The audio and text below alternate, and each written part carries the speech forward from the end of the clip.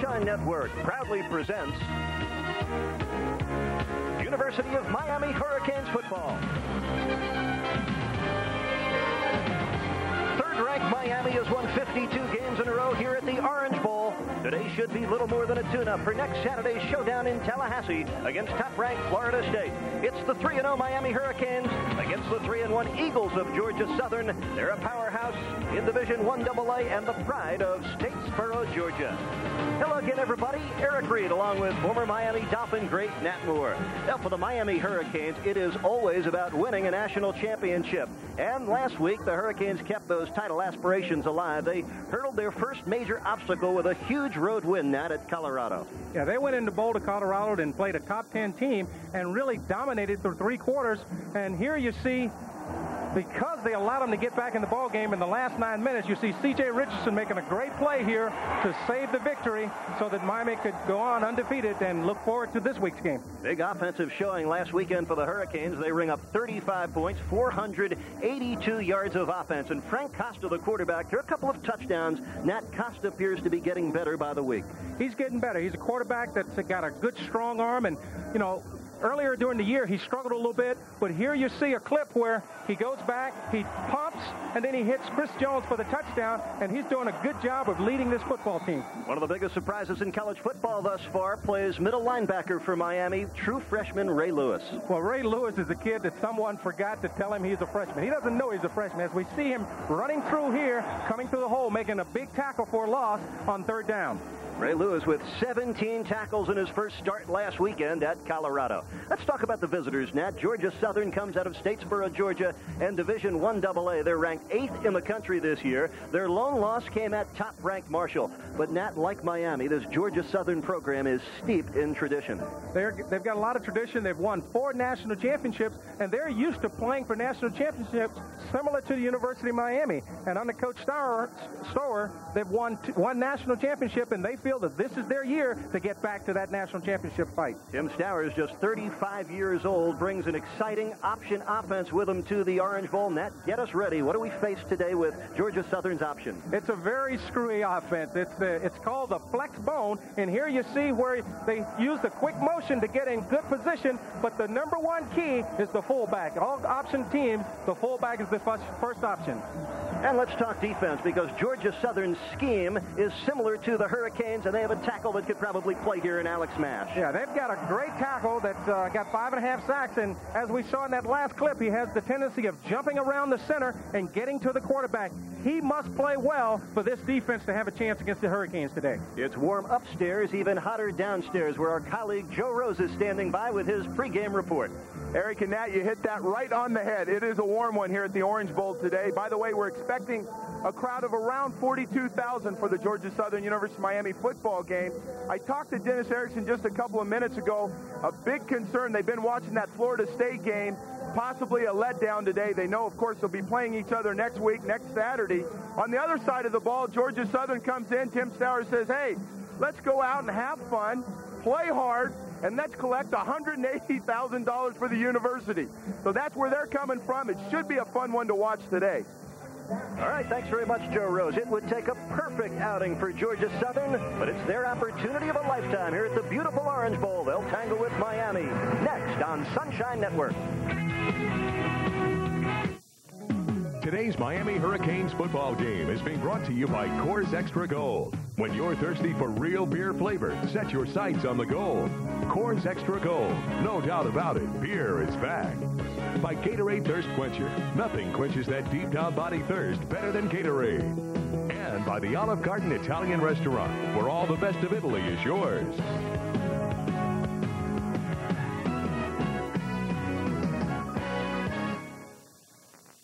Full afternoon in Miami, and just another day at the office for the Hurricanes, who come steaming into the Orange Bowl with a record of 3-0 and a home winning streak of 52 consecutive. Nobody's beaten them here since the season opener back in 1985. Miami Hurricanes have been dominant in their own ballpark. And this afternoon's meeting with Georgia Southern, the fourth all-time between these squads. They haven't met, though, since the October afternoon in 1937.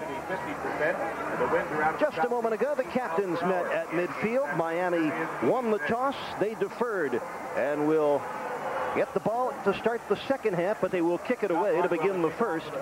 And just moments ago, when the captains did meet, Miami, again, shaking hands and acting like perfect gentlemen. It's a good sign, good sign. Well, that's what young men should be all about in college football. It's all just having a good time on Saturday. We're just about set for kickoff here at the Orange Bowl. Weekend number 4 for the 93 Miami Hurricanes. Scott Barnwell, the senior from Hollywood, Florida, kicking it to Georgia Southern's Chris Wright, 3 deep in the end zone, touchback. And it'll be 1st and 10 at the 20 for the Eagles of Georgia Southern. Eagles ball on their 20-yard line. Georgia Southern coming off a huge win at home last weekend, 45-0. They blanked Tennessee Chattanooga. So we will get our first look at this Georgia Southern offensive group.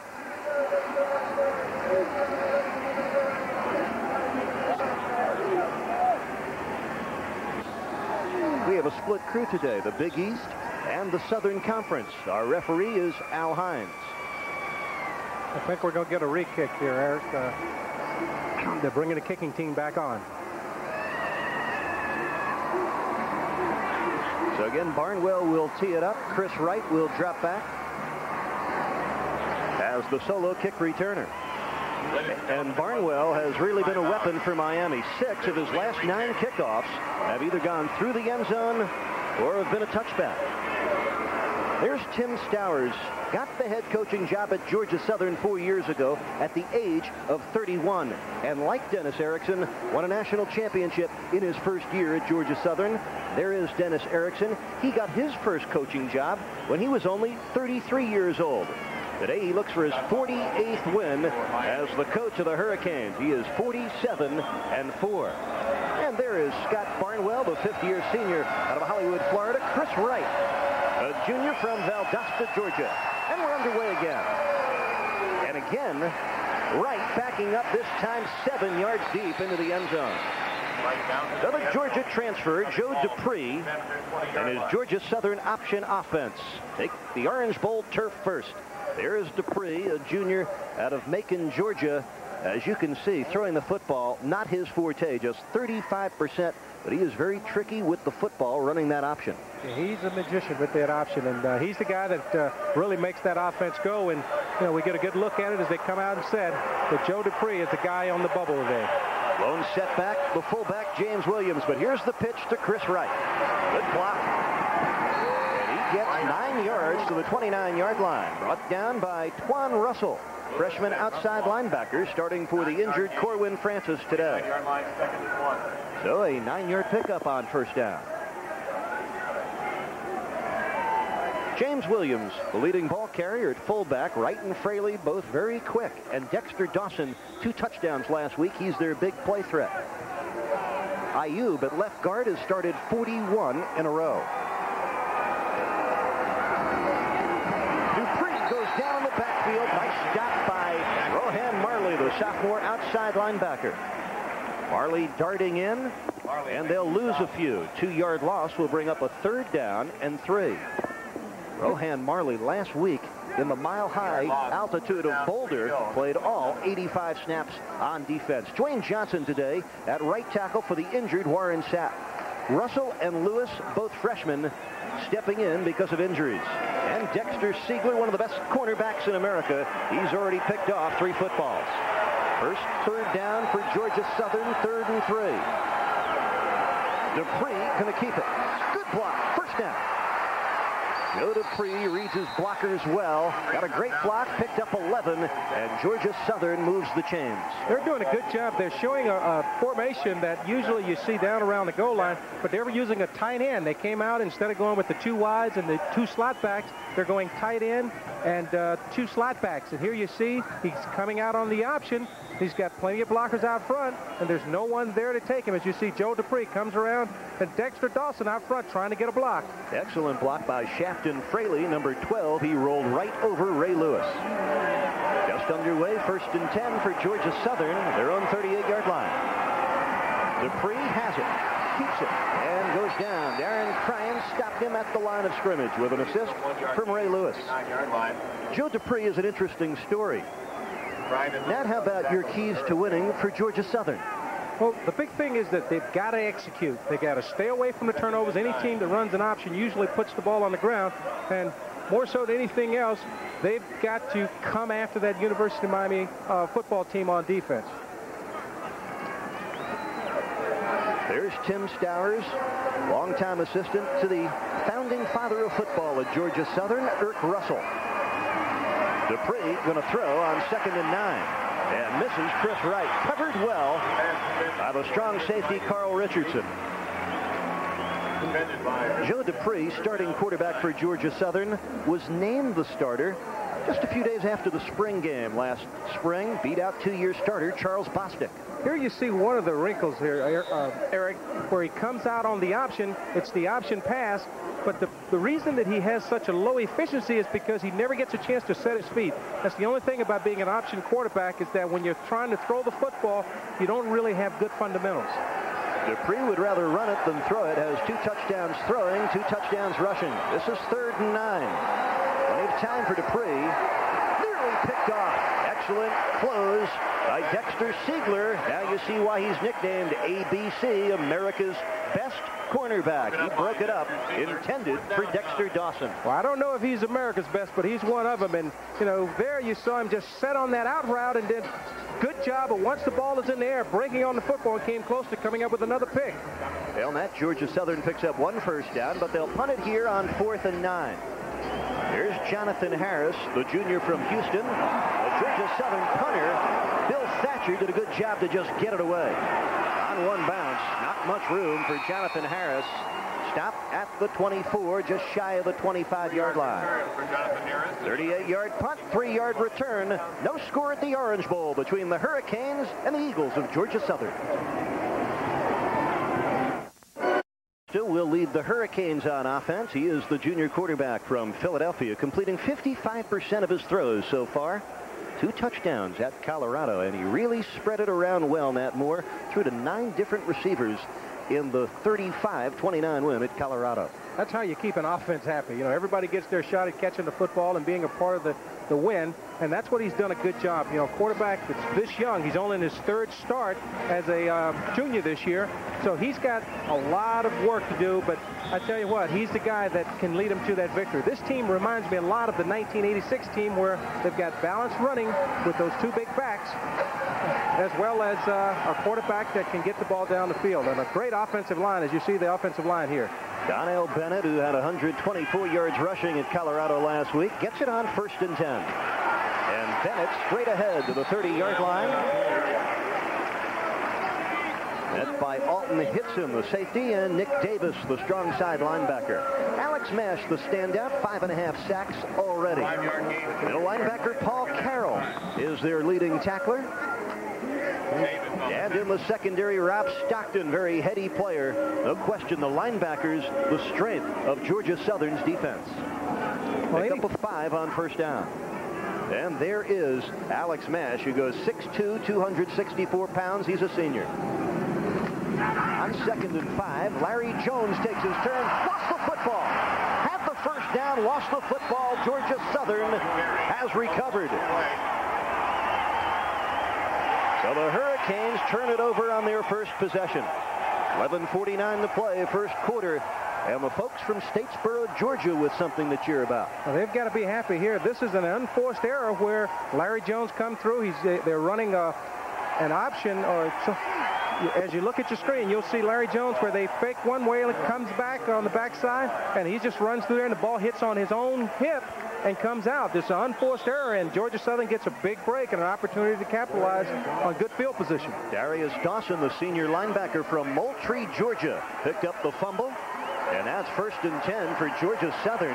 Early moments, 1st quarter, they have it at the Miami 37. Hit back option. and well overthrown. Chris Wright aiming it down the right sideline for Dexter Dawson. Not even close. Not even close, but Eric, the one thing that you saw from the Hurricane defense where they're expecting these kind of things, Terrace Harris was rolling over, and he was in good position to make the play. Tim Stowers with a record of 29-12 as the fourth-year head coach at Georgia Southern. 1980 graduate of Auburn. 2nd and 10. Joe Dupree with a lone setback, James Williams. Here's the pitch to Chris Wright. And Wright roped down at the 31 by Twan Russell. There is a penalty flag down. Offense. And looks to be illegal motion against the offense of Georgia Southern.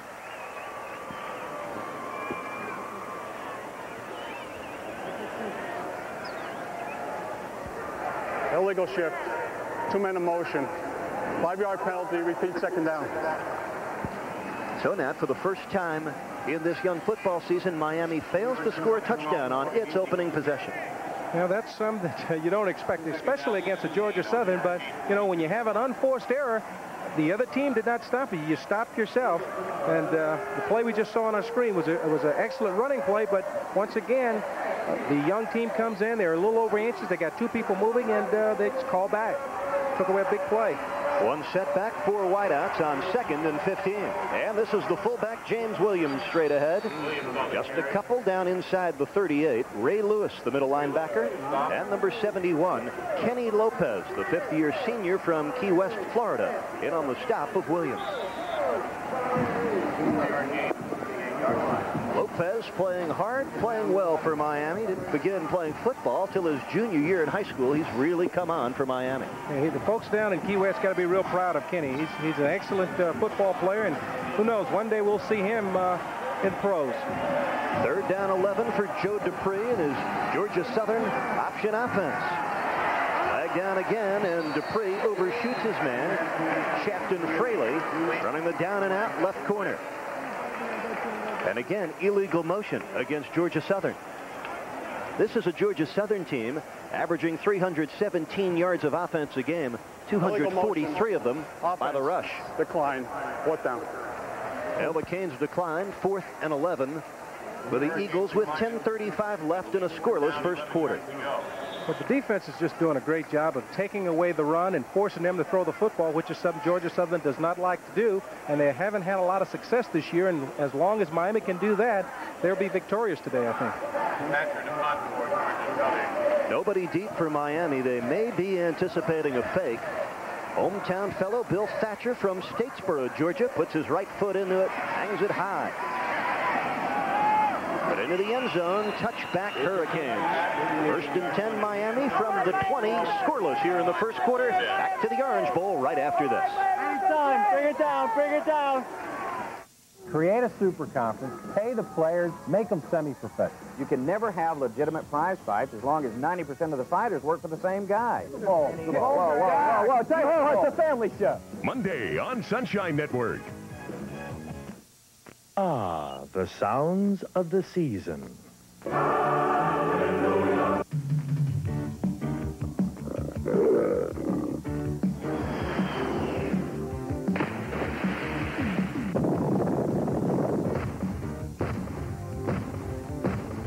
Watch the NFL on TNT. That's CB Channel 31, sponsored locally by Thurston Fleet Sales and Electronics Plus.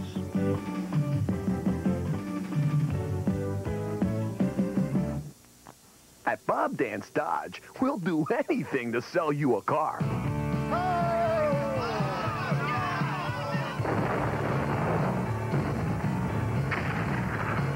Right now, the all-new 94 Dodge Caravan, dual airbags, air, V6, 7-passenger, only $249 a month, equipped, not stripped. Oh, Buster, you missed again, boy.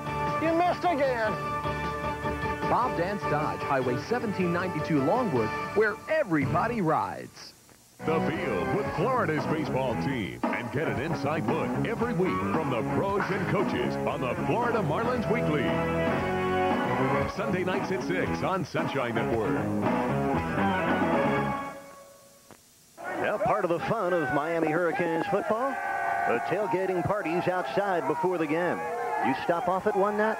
This has always been the thing that I enjoy about college football. The fans come out prior to the ball game, and they just have a good time having food and bread breaking with friends and family. So, you know, this is what college football is all about. I was fortunate enough to play college football, but pro football was great, but nothing beats the intensity and the fun that you have playing college ball. That's Nat Moore, played collegiately at Florida in the NFL for the Miami Dolphins. I'm Eric Reed. Joe Rose down on the field for us. This is Miami's second possession of the football game. We're scoreless, and it's 1st and 10 for the Hurricanes. Jonathan Harris makes the catch, goes out of bounds at the 43-yard line. Costa to Harris, 23 yards, 1st down Miami. Harris knocked out of bounds. 1st down, Hurricanes. Jonathan Harris, been a quiet start, just 6 catches through the first 3 weeks, but a big grab for the junior out of Houston, Texas. As we go back and look at this instant replay, this is just an excellent throw by Frank Costa as he gets it over the defender and hits Jonathan Harris for the big gain. Excellent throw and catch. Yeah, that's the book on Frank Costa. Tough young man with a very strong right arm. From the 42, Donnell Bennett, the lone setback. Costa looking. Overshot his man just a bit. Dietrich Clausel, the tight end. Had it in his hands, but the junior from Gulfport, Mississippi, could not hold on. A tough pass to handle, but was catchable. He could have came down with that one. Well, you see what Miami accomplished on their opening drive. First 3 Saturdays. Not today. Miami has established an offense, though, that could move the football. 5 of their 10 touchdown drives have been over 80 yards. 7 have been 70 yards plus. From their own 42, 2nd and 10. Lots of running room for Donnell Bennett. Away from Darius Dawson. Check it, that's Larry Jones, who turned it up to the 47-yard line. 5-yard gain. That's what you like to see. A young guy makes a mistake, and they come right back to him. They give Larry Jones the ball off tackle, and he tries to make up for that first error. Let's go to Dennis Erickson's comments about this game today.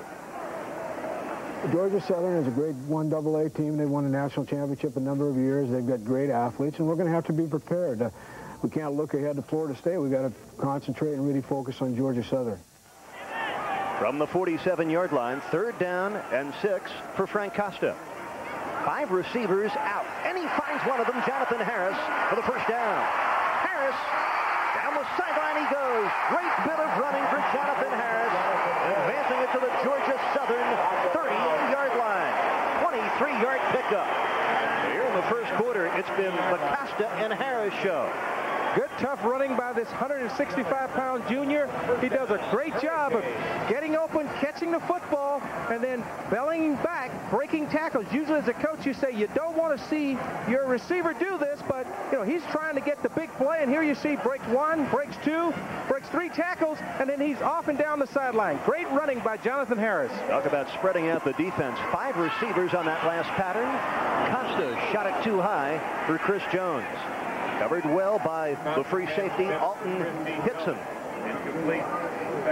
On that particular play, Eric, Alex Mash did a good job of getting penetration, getting in there, and basically hitting Costa just as he was throwing the football. Nat, these are your keys to winning. Miami fumbling on their first possession. Now, that's what Miami's got to stay away from, and they've got to continue to run the football, and on defense, they've got to be able to stop Georgia Southern's fullback. First time we've seen 2 backs for Miami. 2nd down, 10 from the Georgia Southern 30. Costa under the rush, finds Saeed Tucker down at the 15-yard line. Wrapped up immediately by Rob Stockton, but a 15-yard pickup for Miami. They move the chains again.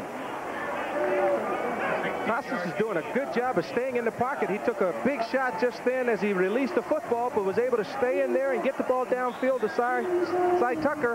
And that's why I say this young guy is coming of age. He's doing all the right things, and he's holding the football until the guy comes free. Just under 9 minutes left in this scoreless first quarter. Marcus Wimberly, bottom of your picture, as a wideout. High set for Costa on 1st and 10.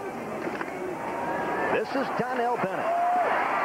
On a bounce outside and cannot get by the corner, Sean Austin, the senior from Thomasville, Georgia, with a nice ankle top tackle.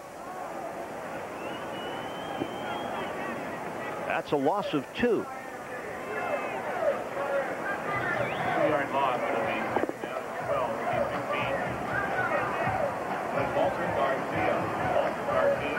is a Georgia Southern defense, Nat, at their level, 1AA. They've been dominant.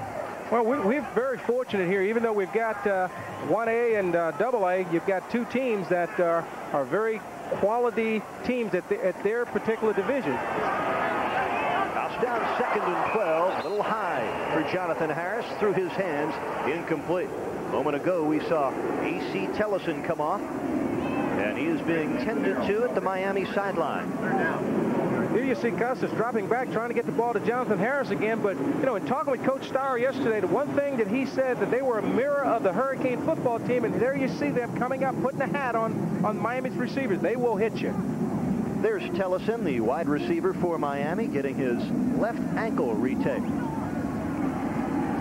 3rd down, 12 for Miami. Frank Costa out of the shotgun. He's already hit on 3 of 6 for 62 yards.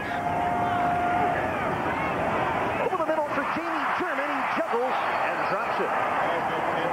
A freshman from Fort Myers let one get away. That was just a freshman mistake, Eric. You know, Jamie German is one of those guys that, you know, he's so excited and he just tries to run with the football before he catches it here, and he does the juggling act. But, you know, there, as you see, he took his eyes off the football and started to run. He's got to be patient, catch the football, tuck it away, and then run. This will be a 34-yard field goal attempt for Dane Pruitt out of the hold of punter Mike Chrissy. Pruitt 3 for 3 on the year, and all 3 have come from 40 yards out or more. And he drills it. A 34-yard field goal for the sophomore Dane Pruitt out of Birmingham, Alabama. And the Hurricanes put points on the board. 7:40 left, first quarter. 3-0 Miami here at the Orange Bowl. At Olive Garden, it's really neat. They take care of us special. The moment you walk in the front door, there's somebody there to greet you, which is what I really like. I like their food. It's a really good value. The pasta is fresh, tender, yet firm. Yeah, I used to like chicken parmesan the best, and right now I'm into the manicotti. It's like an Italian street festival in a lovely garden setting. The Olive Garden. Come visit us again soon. Are you power hungry? Then you'd better hurry to your local Jeep and Eagle dealers year-end clearance, because the 93 four-wheel drive Jeep Grand Cherokees are available with a V8 engine at no extra charge. This is your best chance to get a Grand Cherokee with a 220 horsepower V8, 6,500 pound towing capacity, and standard driver's side airbag at huge savings. But you'd better act fast, because when these powerful V8s are gone, so are these powerful savings. See your Florida Jeep and Eagle dealer. This Sunshine Network telecast is being brought to you by Florida Pigskin Magazine, the magazine featuring the nation's top college football state, the Gators, Hurricanes, and Seminoles. For subscriptions, call 1-800-PIGSKIN. Hit the field with Florida's baseball team and get an inside look every week from the pros and coaches on the Florida Marlins Weekly. Sunday nights at 6 on Sunshine Network.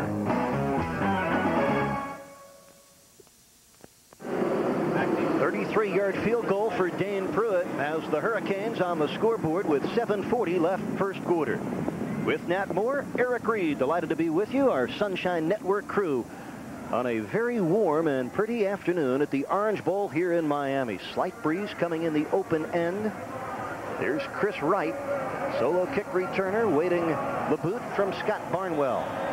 That drive for Miami, 10 plays, 64 yards. A couple of big Jonathan Harris catches to keep it going. And again, Barnwell booming it deep into the end zone. Touchback and a 1st and 10 for Georgia Southern at their own 20. Let's go downstairs. Joe Rose standing by. Thank you very much, Eric. Talking to the coaching staff at the University of Miami, they talked about the importance of getting off to a great start in this game, taking a big lead, and allowing some of their second-team guys to come in, get some experience, and still rest your starters looking ahead to that Florida State game next week.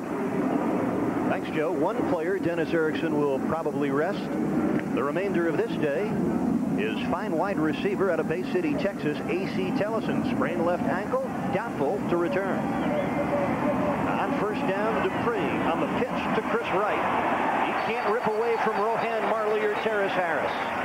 And both those players had big-time outings last week at Colorado. Harris had 15 tackles. And in the altitude, Marley able to play all 85 snaps on defense. There's the 64-yard drive for the Hurricanes. And the kicking game, not a concern for Dennis Erickson. Dane Pruitt has been like money in the bank. Been automatic. You know, he started out last year, had a couple of tough first ball games, and then after that, he was just, he's been unbelievable. 7 minutes to play, first period. 3-0 Miami. Dupree gives it off to his fullback, Dwayne Johnson, and Twan Russell wrapping up. Number 35, Tyrone Stevens, a junior from Jessup, Georgia. Stevens averaging nearly 6 yards a carry. Russell and Johnson for the Hurricanes on the tackle. We'll be watching Dwayne Johnson today, replacing the injured star in the making, Warren Sapp, but the Hurricane coaching staff feel awfully good about the way Dwayne Johnson has made himself into a good football player. He's matured quite a bit. He came in and they weren't sure about his ability, and now he's playing great football. On 3rd and 8, quarterback draw for Dupree, and he'll lose a yard. Well, the pocket collapsed in a hurry for Georgia transfer Joe Dupree. Number 91, Darren Crine, along with his defensive end partner Kevin Patrick, and Ray Lewis collapsing the pocket. Another 4th down for Georgia Southern, trailing 3-0. And Miami will get it back with just under 6 minutes left in this first period. Again, Bill Thatcher dropping back in a punt formation. Jonathan Harris awaits. Another nice boot. Harris from the 32. And a penalty marker as Harris comes up to the 41. They will get an illegal block on Aaron Jones. That'll wipe out an 8-yard return. It was a 46-yard punt. Illegal block in the back, above the waist during the return. 10-yard penalty from the end of the run.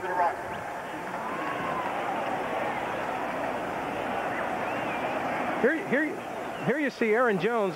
You know, he's just got to hold up there. You can't get your headgear in front of the guy. You just got to be able to pull back and let the receiving receiver do something on his own. And there is just a bad decision by Aaron Jones. He's just trying to get his block. And bad decision. Aaron Jones, a redshirt freshman out of Merritt Island, Florida. 3 wideouts for Miami. Chris Jones, Jamie German, Jonathan Harris all to the left. Lone setback on 1st down, Donnell Bennett. The junior from Fort Lauderdale takes it on 1st down, spinning ahead to the 32-yard line. That's an 8-yard gain and a nice stop by the outside linebacker, Darius Dawson. Well, Donnell Bennett comes through the middle here, and you see him pick up 8 yards. But for you folks at home, the thing to look at is this big hole that you see Tyrell Green and Casey Jones, Zeb Lemelski. Just a big hole, and I tell you what, Eric, even you could run through that. I'd like to think so. Tyrell Green doing an excellent job on Alex Mash that play. Bennett gets another try, and he slashes near the 40-yard line up to the 39. That's a 7-yard pickup and a 1st down for the Miami Hurricanes as they ride the D-Train. Donnell Bennett off his best ever outing, 125 yards, 20 carries, pair of touchdowns at Colorado last Saturday. Well, he's the big gun when you start talking about the Miami's running game, and you know, he's proven that he should be the #1 guy. And that offensive line is doing a good job of giving him room to run, and then he's making the most of it. 3-0 Miami, 4:36 to play here in the first quarter.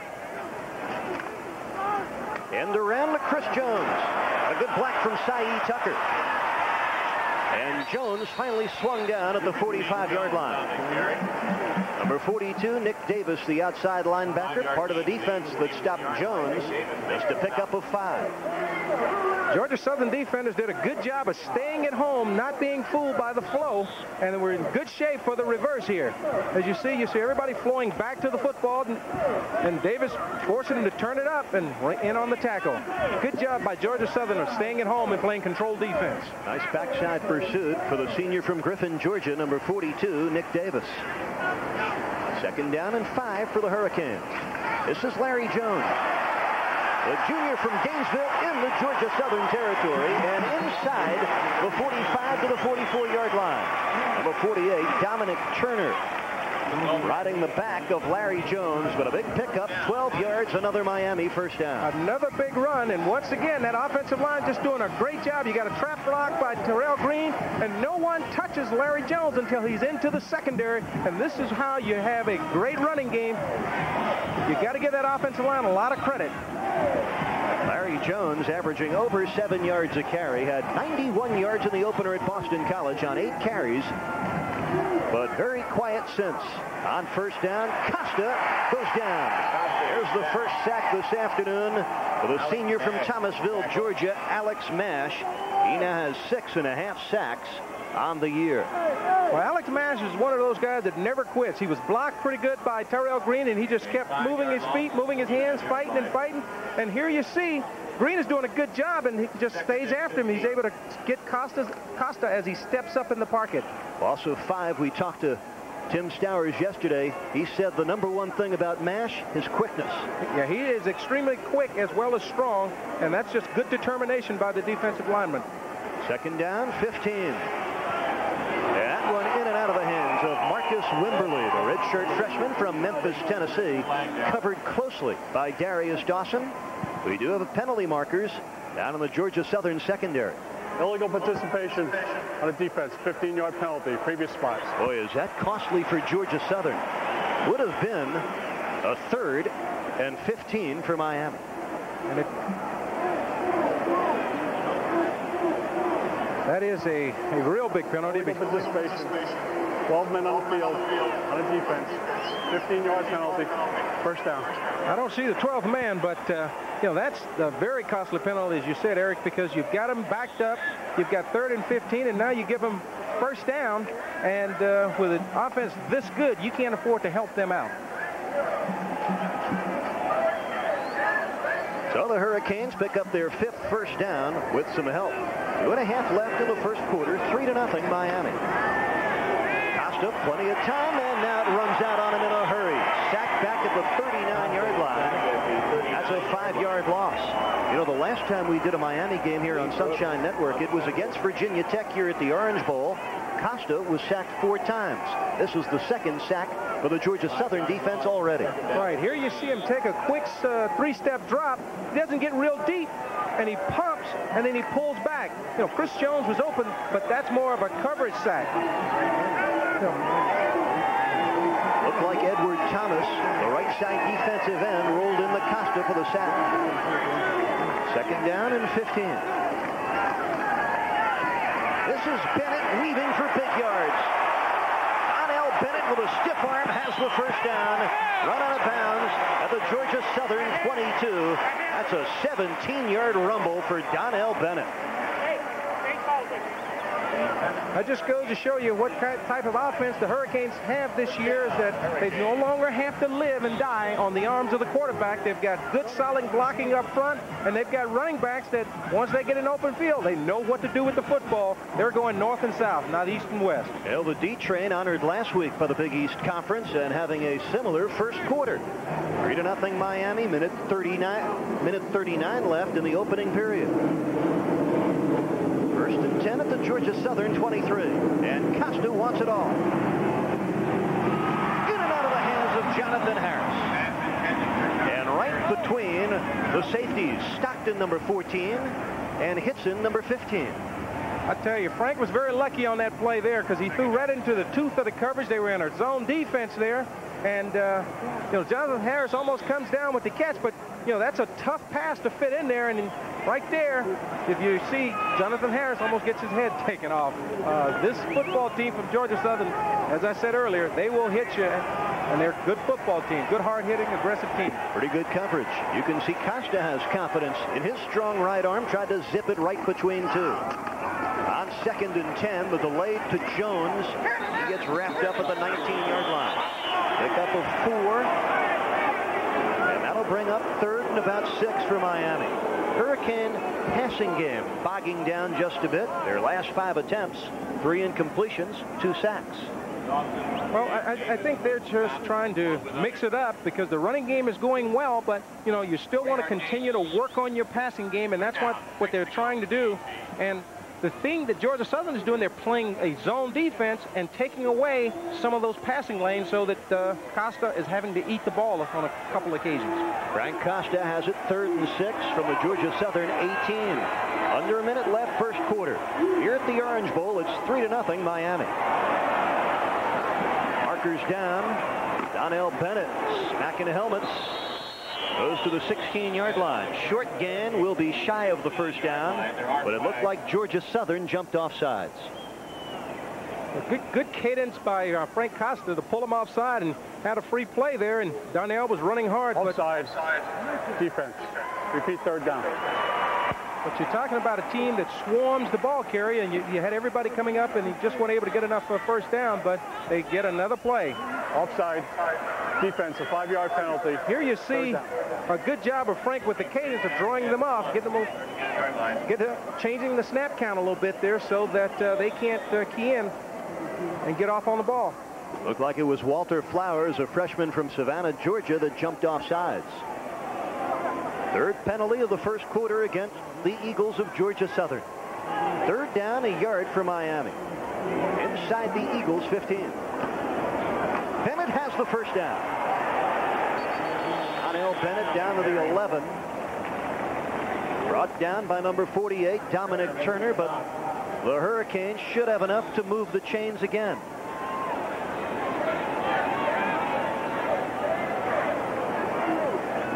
It is a first down for Miami, and that ends the first quarter. Well, Georgia Southern out of Division I AA, they made the trip down to Miami from Statesboro, Georgia, and through one quarter, they're still in this football game. We'll be right back.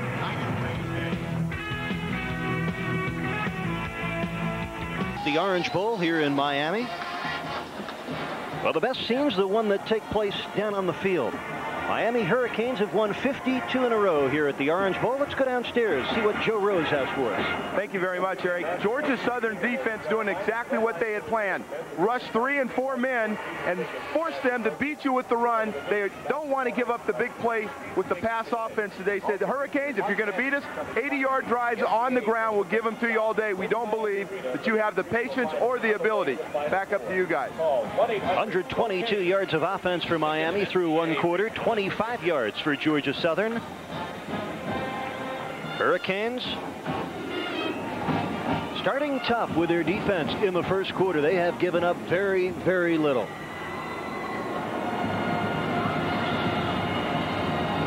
And Donnell Bennett running well, off to a good start today. 7 carries, 40 yards.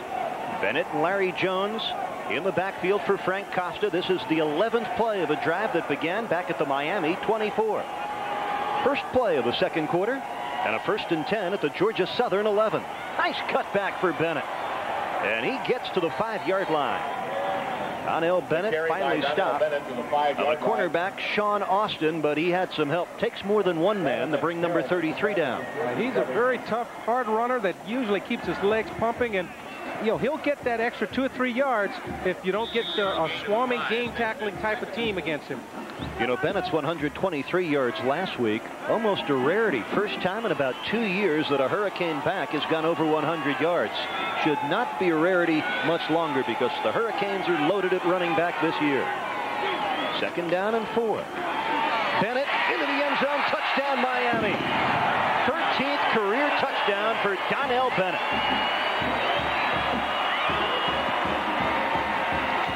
Eric, you just have to give that offensive line a great deal of credit because no one is putting their hands on the running back until he's 3-4 yards downfield, and by the time there was a collision with Donnell Bennett there, he was already at the goal line.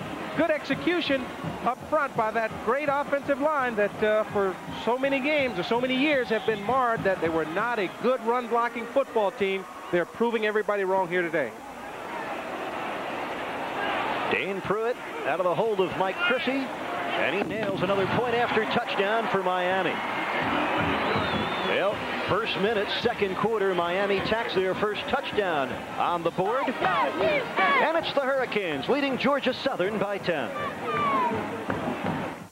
Are you power hungry? Then you better hurry to your local Jeep and Eagle dealers year-end clearance, because the 93 four-wheel drive Jeep Grand Cherokees are available with a V8 engine at no extra charge. This is your best chance to get a Grand Cherokee with a 220 horsepower V8, 6,500 pound towing capacity, and standard driver's side airbag at huge savings. But you'd better act fast, because when these powerful V8s are gone, so are these powerful savings. See your Florida Jeep and Eagle dealer.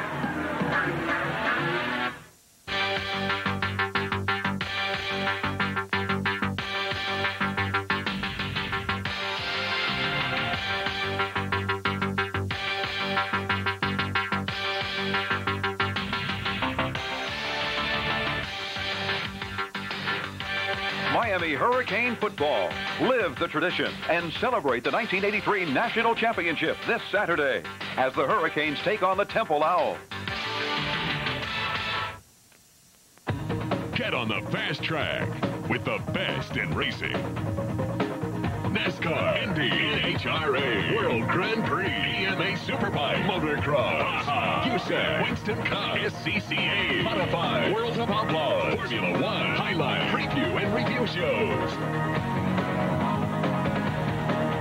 All this and more on the fast track to excitement, right here on Sunshine. 14-16 left here in the second quarter. The Hurricanes riding Donnell Bennett on that 12-play, 76-yard drive. Bennett already 49 yards rushing and a touchdown. Good job of blocking by the middle of that offensive line. Rudy Barber, Tyrell Green, Casey Jones score the touchdown for those guys. Bennett will get his share down the line. Good blocking. Good tough running by Bennett as well. Well, good point, Nat. The Hurricanes taking care of business in the trenches. Tyrell Green, a 300-pound junior from Pittsburgh. Rudy Barber, a 295-pound senior guard out of Miami, Carroll City. There's your scoring drive. And of the 12 plays, 11 came on the ground. Well, that's what you like to see as a defensive coach. Your offense controlling the football, keeping your defense off the field, and wearing down your opponents. Next time you go out with the cable in front of you. That's Chris Wright. And against a swirling wind, Barnwell gets his foot into it right from the 2. Nice lane for Chris Wright. All the way up to the 44-yard line. So a very handsome 42-yard kickoff return for Chris Wright.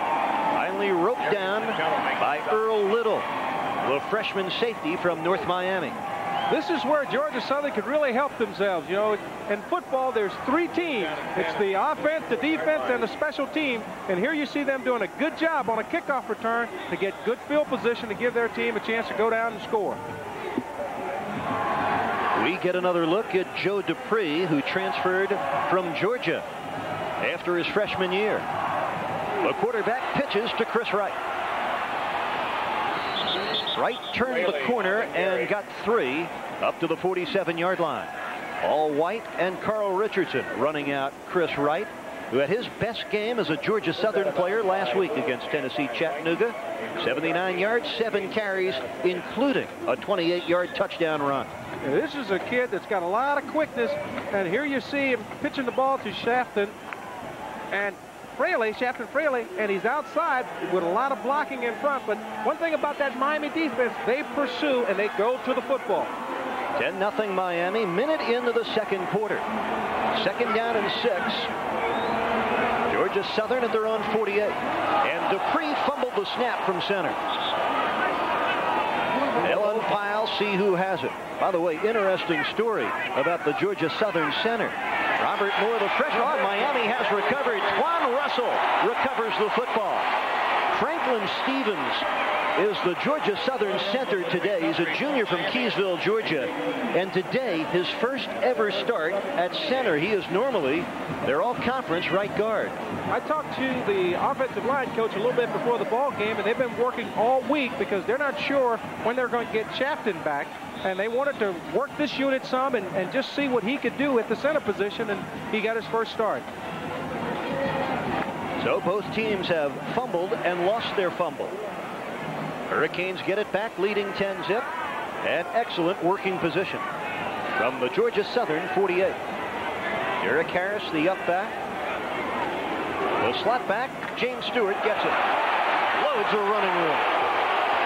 13-yard pickup on first down for the load out of Vero Beach, Florida. James Stewart, a guy everybody on that Hurricane coaching staff raves about.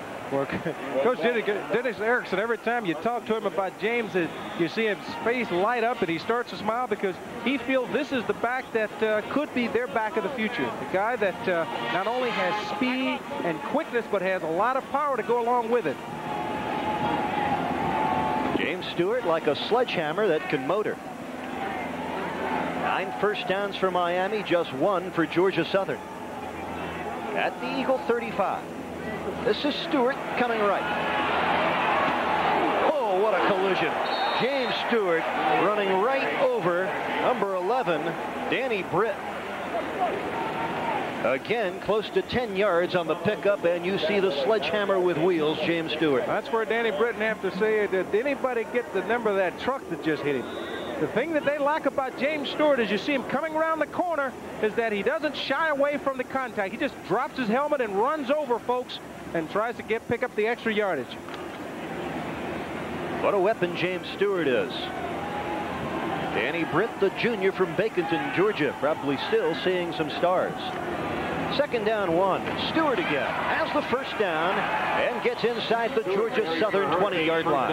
6-yard gain for the sophomore James Stewart, who is averaging just about 7 yards a carry. I'll tell you, when you look at him here, you can understand why. When you've got an offensive line that's coming off the ball, a guy that has that kind of speed and is willing to mix it up and run over folks as well as run around them, you know that he's going to run for a great average. Miami is grinding it out on the ground here in the second quarter with a 10-0 lead. From the Georgia Southern 20, Larry Jones, the lone setback. Costa finds his man, and Dietrich Clausel is swarmed at the 16-yard line. That's a 4-yard gain for Clausel, who makes his 3rd catch of the year. Here's Nick Davis, the linebacker, on the stop. Well, as you see, Costa goes back. He's looking at the tight end all the way. He hits Clausel. But the thing you have to like about this Georgia Southern football team is they all float to the football, and they swarm, and they come up, and they put the hat on you. Well, their head coach, Tim Stowers, calls it heart speed. He says we have that in common with the University of Miami. 2nd down, 3 to go for the Canes at the Georgia Southern 13. Larry Jones trying to bounce outside, could not. No gain. Paul Carroll, the middle linebacker, leading the Georgia Southern charge to the ball carrier. And Carroll, a guy that can do it sideline to sideline. He loves to put a helmet on you. A middle linebacker that has a lot of speed, can flow either way, and here you see him just flowing to the football. And the only mistake that Larry Jones makes here is that eventually you've got to turn upfield and go north and south versus running east and west. Miami 2 out of 3 on 3rd down, and it's 3rd and 3. Derek Harris in front of James Stewart in the I set. Great block by Harris. Stewart dances away from Carroll, has the first down, penalty marker down as Stewart gets run out by the cornerback, Sean Austin. Another power run for James Stewart, but it'll come back on a holding call. Well, that's a shame because James Stewart just did a great job of running and lifting up his feet, kicking through the tacklers, and coming up with the yardage necessary for first down. 10-yard penalty from spotted up foul. Repeat 3rd down. And the Hurricanes are showing off an impressive power look with James Stewart as the tailback and a 240-pound fullback by the name of Derek Harris, who loves to block. Well, I think that's why they're such a good football team, running the football for a change. They've got the offensive line coming off the ball. They got the backs blocking for each other, and you've got big, strong backs that are breaking tackles. It's not just the home run guys. It's guys that can get that tough yardage for you. Nice afternoon here in Miami.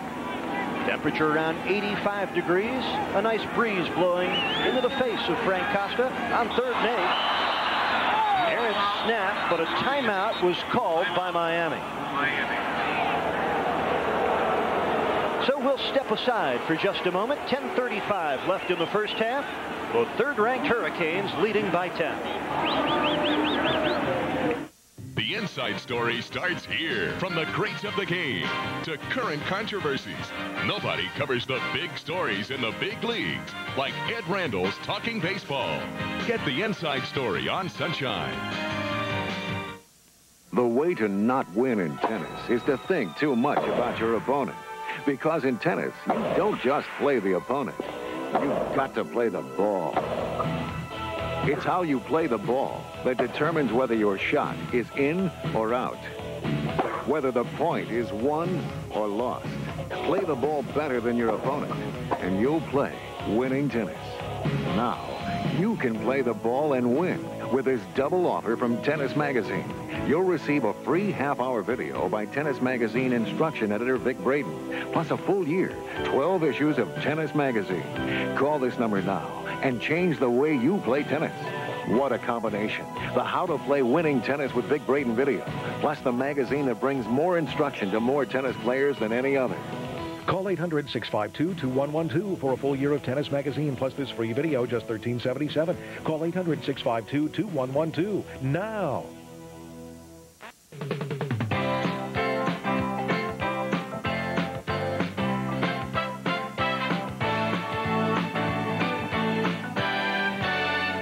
In the Big East, Thursdays at 6 on Sunshine Network.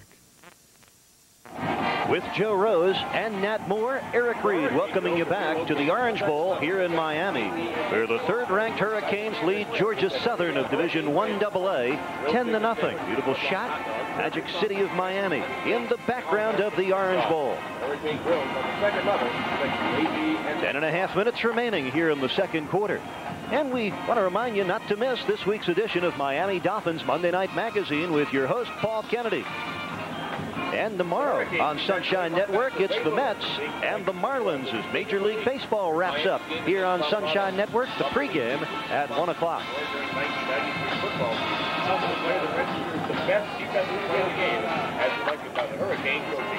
Frank Costa been in control of things. The junior quarterback from Philadelphia, just his fourth career start.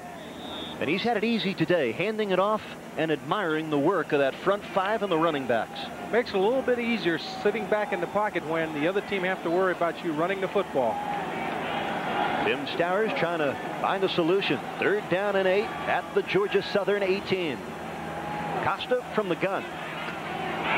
Donnell Bennett could not drag away from Scott Davis. Gets inside the 15 to the 14. Just a 4-yard gain. And that'll be short of the first down. And we'll bring up a 4th and 4. So for the second time today, we'll see the place kicker, Dane Pruitt, attempt a field goal.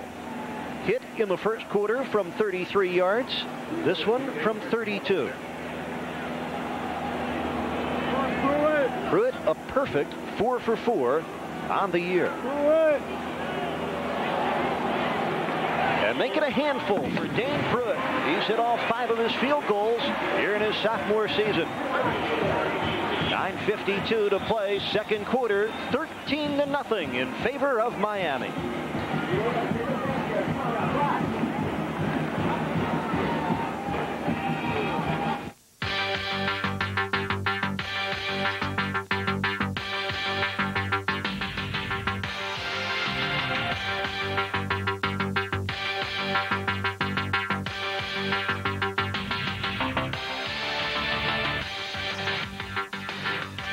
Miami Hurricane football.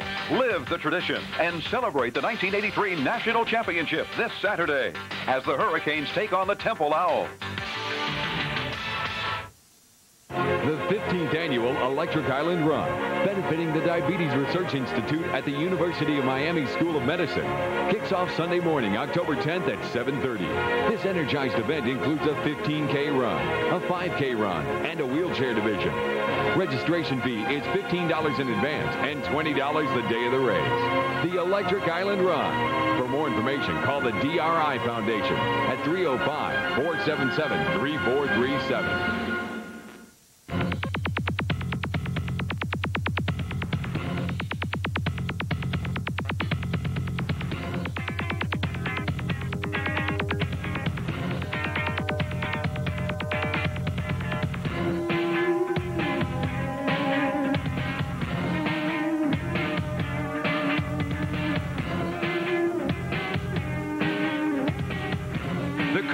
Racing Report, Wednesday through Sunday on Sunshine Network.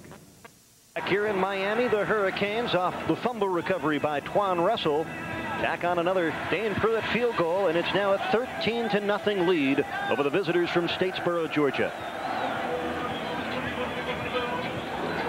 This is a much different ball game than we expected, though, Eric. We expected the Hurricanes to come in here and run the score up, and you know, ironically, Georgia Southern has hung in there pretty good defensively and made Miami earn everything they've gotten. Chris Wright, 5'8", 168, junior out of Valdosta, Georgia. This is the view he has of Scott Barnwell. Great work by our Sunshine crew. Wright starts from the 12. Fumbles the football. At the 25. Let's see who comes out with it. Indication is that Georgia Southern keeps it. 9:45 left, second quarter. Jonathan Richardson, number 29, came away with it.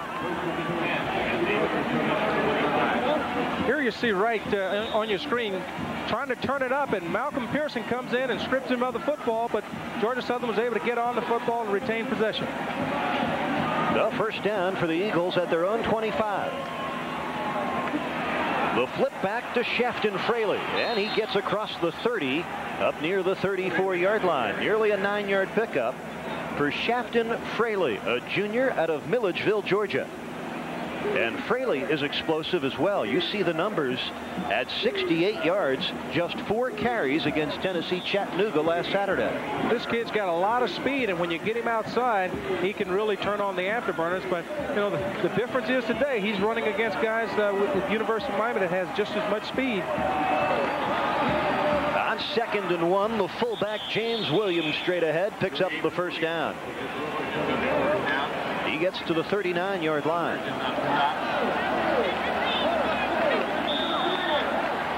See Baraka short. In at a defensive end spot for Miami, number 50. And in at a linebacker spot, freshman James Burgess, who wears number 54. Burgess playing the outside, along with Twan Russell, Ray Lewis still on the inside.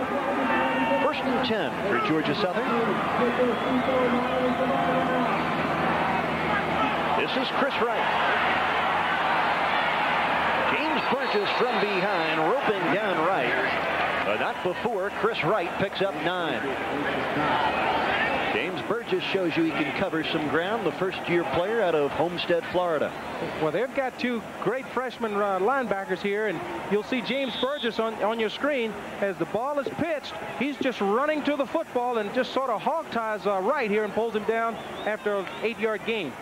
All 3 of the linebackers in the game for Miami are freshmen. 2nd down, a yard for Georgia Southern, their own 47. And the fullback straight ahead, that's James Williams again.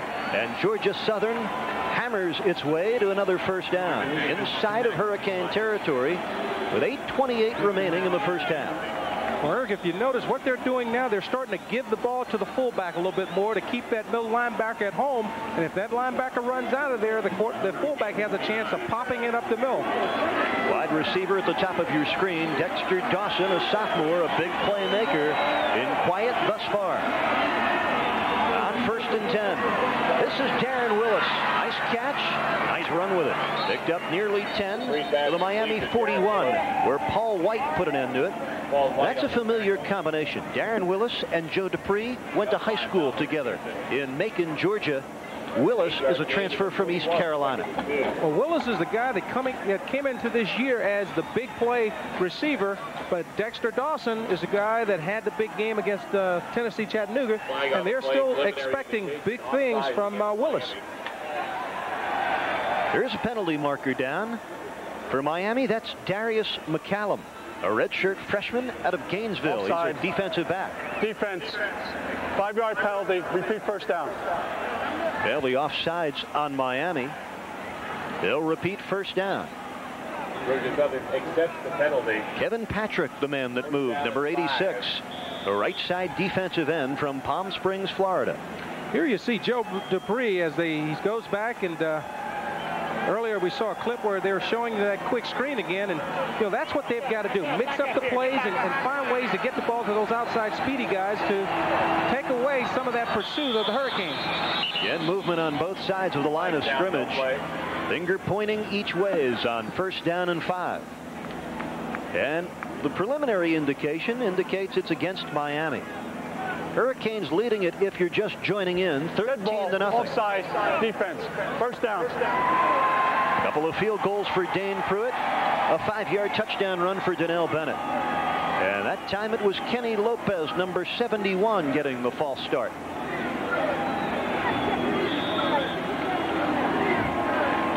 Earlier we talked about Costa's ability to use the snap count and to draw people offside, and we see that Dupree has the same ability, and he's not going to let them sit on his snap count and get off the ball every time. Here's Joe Dupree, has it 1st and 10. Fumble, but it's recovered by the man that dropped it, James Williams. Well, the option offense, we say it every week, high risk, high reward. Nearly lost it again. Well, he nearly lost it because he was trying to pull it out. He put it into the fullback, and it's his read, and James takes it from him instead of letting him leave it in or pull it out. And there you see the ball on the ground, but he was fortunate enough to get back on it. Loss of 1, 2nd down and 11 as Joe Dupree looks to his sideline. Dupree at Georgia actually started a game as a freshman, but he transferred when the Bulldogs decided to go with Eric Zier at the quarterback position. 2nd down and 10. Dupree wants a throw. Won't get a chance. Swarmed and smothered back at the 44. That's just good pass rush by the two defensive ends. You see both Darren Crine and Kevin Patrick come around, and there's a meeting at the quarterback. And of course, you've got Twan Russell coming in, shaking the ball loose, but a little late because the play had already been ruled dead. You're right, though. Crine and Patrick, the first two to get there. An assist from Twan Russell, who's making his first career start today. As we look at Kevin Patrick getting a piece of his 4th sack of his senior season. 3rd down, 15, just under 6 left, 2nd quarter, 13-0 Miami. Here's the give straight ahead for James Williams. He gets to the 36-yard line. Needed 15, Williams gains 9. So a 4th and 6 decision ahead for Tim Stowers. But a good play selection, knowing that Miami was going to come after him. They came close to popping the fullback free up the middle and had a good pickup, good long gain, and they've got a chance to go for the field goal. And you're talking about a guy that's kicked, what, 3 53-yarders? Yes, sir, in his career, including a 53-yarder last week. And this will be a 53-yarder. Reed Haley, the junior from Clearwater, Florida, will try to put the Eagles on the board. And somebody got a piece of it, I think. Paul White, they have got a hand on the football, number 4, because that kick not even close. It wasn't close, and that's good special teams play when you got that guy coming around the corner that has that 4-4 speed that can get his hands on the football. Paul White did a good job of shaving the corner and laying out to deflect the kick. Now the Hurricanes gave up just 7 points in their opener at Boston College, just 2 against Virginia Tech. They have held Georgia Southern off the scoreboard to this point. 5:06 to play in the first half. And up 13-0, the Hurricanes get it back on offense, where they've been chewing up their own Orange Bowl turf via the rush. Costa comes up short at the 40-yard line, intended for Cy Tucker, the tight end. Hits it on the coverage. Modest numbers thus far for Frank Costa, who has been over 200 yards passing in all 3 of his starts. Well, the difference today versus Colorado, they were able to get Colorado in some man coverage, and they were able to hit some guys deep. Georgia Southern is determined to stay in their zone defense, play the 4-3, and sit back and let the safeties react up, as well as the linebackers. 3 receivers to the top. James Stewart runs to the sideline and doesn't get very far at all. Michael Morris dragging him down from behind. The 6'3" junior from Adel, Georgia, very rangy and athletic defensive end, do have a penalty flag down. And it looks like a hold against the Hurricanes.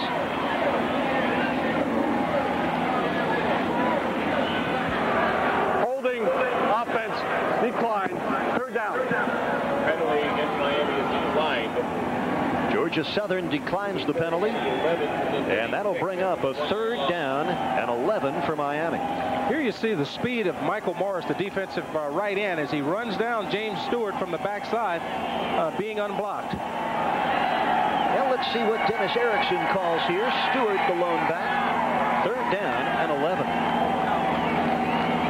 And Brian Sellers came charging in a little bit early. And the nose guard from Tylertown, Mississippi knows it. He knows it, but, you know, to get ahead and try and do something to stop this offensive line of the Hurricanes. Offside. You know, you've got to sort of cheat it. You've got to try and get off on the snap count. And once again, they tricked him and pulled him off with a delayed snap count. Offside. Defense. 3rd down. But, you know, he was only a little bit offside. Brian Sellers wondering, have I gotten this quick all of a sudden? Well, Casey Jones has done a good job of handling him most of the day, and you know, he's just trying to find that edge so he can get some penetration and stop this running game. 4.5 minutes left, first half. 3rd and 6 for Miami at their own 40. Lots of time for Costa. And he gets it to A.C. Tellison. We didn't expect to see A.C. again today, but he grabs the pass, 7 yards, first down Miami. That was just a great catch. The cornerback was in good position there. You're talking about Brandon Roselle. He breaks on the ball, and A.C. Tellison just goes up over him and comes down with the catch for the first down. I mean, you're talking about a receiver making a big play. This could have been an interception, but as you see Costa let the ball go, Tellison goes up, takes it away. Good coverage, an even better catch for A.C. Tellison, a 6'4" junior out of Bay City, Texas. He's made some big catches already this year for Miami. Now Costa bouncing that one short of James Stewart on first down. That was just a miscue. I don't think James Stewart is used to operating out there, Eric, because that was supposed to be a quick hitch. And instead of going 5 yards and turning around, I think he went about 8-9 yards, and the ball was already in the air. Just a little miscommunication between the receiver and the quarterback. Well, Stewart is inexperienced. He missed all of last year with a shoulder injury, getting his first significant playing time. 2nd down, 10. This is Stewart. Turns it up and carries about 5 tacklers with him to the 45-yard line. Pickup of nearly 6 yards for James Stewart. Art Kehoe, who coaches the tight ends at Miami, uses the term scary good when he refers to James Stewart. Well, I tell you, these running backs for the University of Miami, the first guy in has a headache. The first guy is going to get ran over, ran around. Very seldom will you see one guy bring down one of these University of Miami running backs because they all run tough with the football. Well, Georgia Southern's Scott Davis looks to be the one that's down. There's Darius McCullum, the redshirt freshman safety for Miami, out with a sprained right shoulder. We will not see him again this afternoon. 4 minutes, 9 seconds left, first half. 13-0 Miami, and there goes Scott Davis, junior middle linebacker out of Powder Springs, Georgia. And he needs a helping hand to make it back to that Eagles bench. There will be a number of bells rung for Georgia Southern today. Well, here you see he gets rolled by Terrell Green as he comes down. He blocks him around the legs, which is legal. But anytime you see guys around your knees, you worry about a player hurting his knee or some type of knee injury, and hopefully he'll be back. 3rd down, 4 for Miami at the Georgia Southern 45. Stewart on his own rumbles inside the 40 to the 37 as the first down before Alton Hitson could knock him off track. Hitson and number 19, Marco Bradham, able to derail James Stewart, but not before he was able to pick up another first down. Did you say derail? You can't be talking about James Stewart. You've got to enjoy watching this young man run, because he just runs through people. He just runs over folks, and he's not going to be knocked back. And I think as an ex-player, this is what you've got to look forward to. Seeing a guy with so much tenacity that will not be denied. We are looking at a future NFL draft pick, no question about it. Lots of folks already touting Stewart as a future #1 pick by the NFL, and that we're seeing why. Sprinter's speed and a big-time body to play the fullback spot. Well, I tell you, every time he runs the football, he runs it as if this is his last play, and he tries to get the most out of every play, and that means sacrificing your body and running over people, and he's shown no fear when it comes to that. Halftime just 3:43 away, and we've got much ahead for you, including a conversation with Leonard Hamilton, who coaches Miami Hurricane basketball squad. Much to talk about with Leonard. They're just a month away from beginning their practices. Well, Leonard is not only a great coach, he's a great individual. I was one of his biggest fans in college. He and I both were at UT Martin for a spell there, and you could tell then that he would make a great coach. Longtime assistant at Kentucky, ran his own program at Oklahoma State, and taking Miami into a very interesting era of Big East basketball. They'll be able to get some good things done this coming year.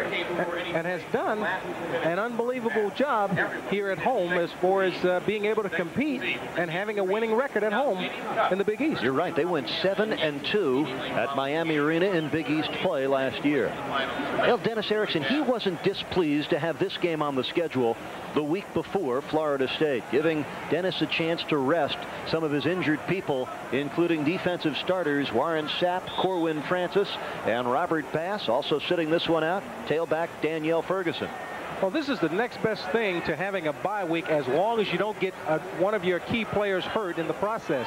But it's a good tune-up before going into Tallahassee next week. Hurricanes would like another strike here in the final 3:43 of the first half. 1st and 10. Costa on a short drop, looking all right. And he tried to pull that one back. Chris Jones well covered down the right sideline. And the closest man to it was the middle linebacker, Huey Hunt. Once again, Frank does a good job of getting back, but as you see, it's a 3-step drop, and the linemen are not cut blocking. So he's got to either take a 5-step drop and throw it on timing, or 3-step and just let the ball go. Miami's passing game a little bit inconsistent so far through this first half. 2nd and 10. Wimberly, Tellison, and Harris all flanked to the top. Out of the shotgun. Looking underneath. Finds Saeed Tucker, first down at the 20, inside to the 19-yard line. Nice strike. Saeed Tucker brought down by Marco Bradham, but a first down for Miami on a pickup of 17 yards. Now, see, on that play, he went back, Eric. He took a 5-step drop, stepped up, threw the football. There was no indecision. He was able to get the ball, and he was able to fit it in versus a tight zone. As you see, Tucker goes down. He's back 5 steps, steps up, boom, on rhythm. That's what you got to have your quarterback do, and then Tucker does a good job of picking up a few extra yards. Anytime you go back and you only take that three-step drop, it puts you in a difficult position. That went off the hands of Saeed Tucker. Frank Costa trying to put the touch on it, and just out of the reach for the 6'6" tight end, who has a couple of catches already today. Yeah, he tried to pull the string on this one, and it got away from him a little bit. But that's a pass that he's going to have to complete in the big ball game, and this is a good time to run those plays and try and get some experience at throwing that type of pass. That's Tommy Spangler, Georgia Southern's defensive coordinator. This is the 10th play of this Miami drive. 2nd and 10 at the Georgia Southern 19. James Stewart still going. To the 11-yard line, another 8-yard rumble for the wrecking ball. James Stewart. That'll bring up a 3rd down, and let's call it a short 2. If I was an offensive lineman, anytime I hear them call James Stewart's number, I'm going to block a little harder because I know if I block for 4 or 5 yards, as you see Barber here just getting a tie, he's going to run over and run through tacklers, and we're going to come up with a 10-yard gain, and it's going to look good when it comes to grading the film on Sunday. Dominic Turner finally brought down Stewart. And we get a penalty marker thrown with dead ball, full start offense. Against Miami with 2:26 to play in the first half. It's 13-0 Hurricanes.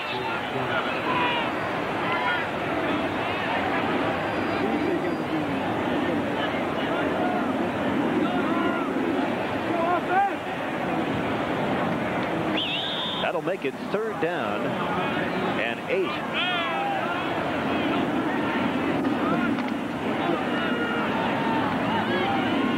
Jones, A.C. Tellison, Jonathan Harris all come to the right. Lone setback is Stewart. Here's Stewart. Nice cutback. Brought down at the 14-yard line. Number 37, Huey Hunt. So a 4-yard pickup and another opportunity for a Dane Pruitt field goal. Oh, here you see Costa goes back. He looks downfield, and it's a screen all the way out to James Stewart, just trying to give him a little running room. But Georgia Southern is sitting back in their zone defense, reacting up, holding him short of the first down. This will be a 31-yard attempt. Pruitt has already hit from 33 and 32.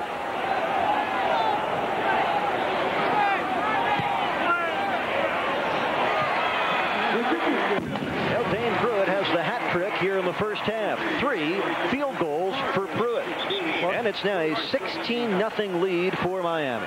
Well, Pruitt is getting a lot of work for next week, but I think the guy that's getting the work out is James Stewart, and I think this is the time that Coach Ariston has decided that he's going to give him some work because he could be sorely needed next week, where if anything happens to Donnell Bennett or Larry Jones, he'll be the first guy in. So the Hurricanes developing some depth today. Tim Stowers developing a little more character, but he is quite a country homespun character. We had a great chat with him yesterday. Yeah, that was enjoyable. You know, this is a guy that's ready for major college football, even though he's in Division I AA. He is ready for his own TV show. I think he's ready to play the coach on Saturday, on what's that, Monday night? Well, he said to us earlier this week about his expectations of this game. We hope they sign the check, cook the chicken, and have plenty of crutches on hand. But he's a good football coach and a fun guy to be around. Tim Stowers, who worked with Irk Russell for 5 years as his offensive line coach. He said, Irk taught me 2 things, to keep it simple, and number 2, if you play hard, things will take care of itself. Well, that's what he felt the difference was in the University of Miami's football team, is that they play hard, they have fun, and they do the same things over and over again. So by keeping it simple, you don't make a lot of mental mistakes. And that's what he's been able to transpire with his football team, and that's what he feels that Miami does. And it's a program that they would like to emulate. Scott Barnwell has it teed up. He'll send it to Chris Wright. Minute 23 left in the half. 16-0 Miami. The Hurricanes have scored on their last 4 possessions. Wright started at the 7, advances to the 30. A 23-yard return. And the special team stop made by Marvin Davis. There's your scoring drive. 12 plays, 49 yards. Dane Pruitt's 3rd field goal. Do you sense some frustration, Nat, by Miami? They've had to settle 3 times for a Pruitt field goal rather than touchdowns. I think that is extremely frustrating if for no one else but the quarterback, Frank Costa. You know, you've got to be patient, and eventually it'll happen. But if you start trying to force the issue, is when you come up with big plays that hurt you.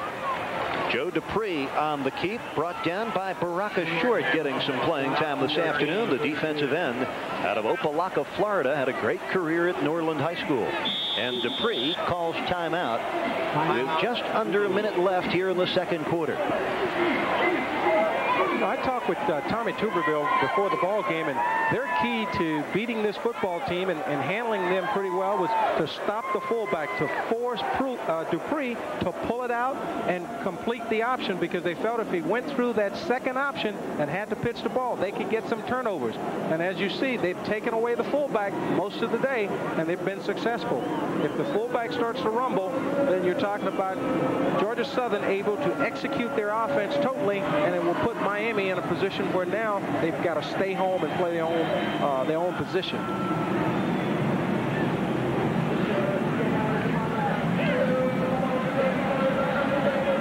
Don't forget the National Hockey League here on Sunshine Network. Wednesday, Tampa Bay Lightning at New Jersey to play the Devils. And on Thursday, October 7th, the Florida Panthers and the Blues from St. Louis. Game subject to NHL territorial restrictions. Here's Miami Arena, the home for the Florida Panthers of the NHL, the Miami Heat of the NBA. Just a short hop away from the Orange Bowl. And Joe Dupree swarmed under by the Hurricane defense. He gets maybe a yard. James Burgess, the active outside linebacker, first to get there. Timeout Miami. 47 seconds left here in the first half. This is a big year for Georgia Southern. Last 2 years, Tim Stowers' team finishes 7-4 and not invited to the 1AA playoffs. 16 teams are invited. This is the first year they've been a member of the Southern Conference, a league which gets an automatic bid. But Marshall is in that league. Marshall has already beaten this Georgia Southern team, and they're the top-ranked team in 1AA. So it would take an at-large bid for Tim Stowers, perhaps, to get back to the playoffs. You see, he won it all in his first year, going 12-3 in 1990. But the 2 7-4 years have set him back just a bit. Well, they're a little disappointed in the last 2 years that they were not in the playoffs, but they feel that if they can come in here and survive Miami, or even lose to Miami and then go undefeated from here on in, that will get them an at-large bid. And once they get in the playoffs, we all know what can happen in a sudden death playoff. Well, on the other sideline, 45-year-old Dennis Erickson, the former Montana State quarterback, has different concerns, getting his team prepared for the second half today. And not to look ahead, but the game of the year looms just a week away at Florida State next Saturday. Dupree going deep on 3rd and 9. Overshot his man, Dexter Dawson, down the right sideline, and running step for step with him, Carlos Jones, the best young defensive back for the Hurricanes. Young defensive back with a lot of speed, but he did a good job there of staying back, not going for the pump fake on the out and up, and being in good position so they were not able to complete the pass. Well, Miami takes its last timeout. Miami, the third and final timeout of the half. Stopping the clock with 40 seconds to play. Hurricanes would like more points, ahead 16-0. Plus, I think the Hurricanes would like to use this opportunity to work on their 2-minute drill. You know, you never get enough work to prepare for the big ball games, and here's an opportune time, because there's no way at the end of the ball game, if they play good football, they should have a 2-minute drill. Here's that opportunity, and Dennis want to take advantage of that. And there is Dennis Erickson. You know what his record is here at the Orange Bowl? 25-0. But a week from today, he'll be taking his team to Doak Campbell Stadium in Tallahassee to take on Bobby Bowden's top-ranked Florida State club. Then it's back home against Syracuse. The Orangemen losing at home this afternoon to Boston College. Well, that's one of the big ball games on the University of Miami schedule, but you know they can't afford to not even look past Georgia Southern or Florida State thinking about the Big East. Major hurdle to another national championship lies 1 week away for Miami. Bill Thatcher at his own 18th. Hurricanes were coming. Thatcher got it away well. And Harris takes the fair catch at the 26. So Frank Costa will have 33 seconds left in the first half to get something done.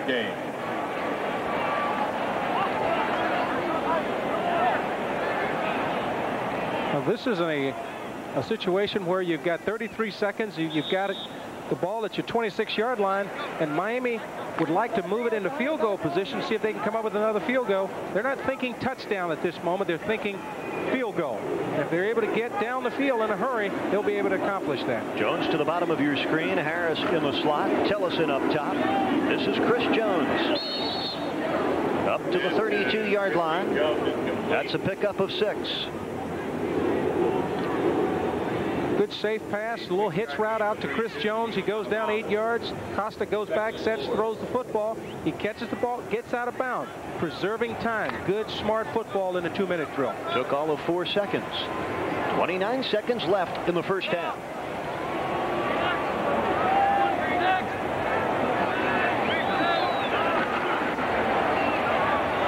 Down the middle for Tucker. Great catch in the Georgia Southern territory at the 43-yard line. Cy Tucker reaching out, taking a wallop, but holding on.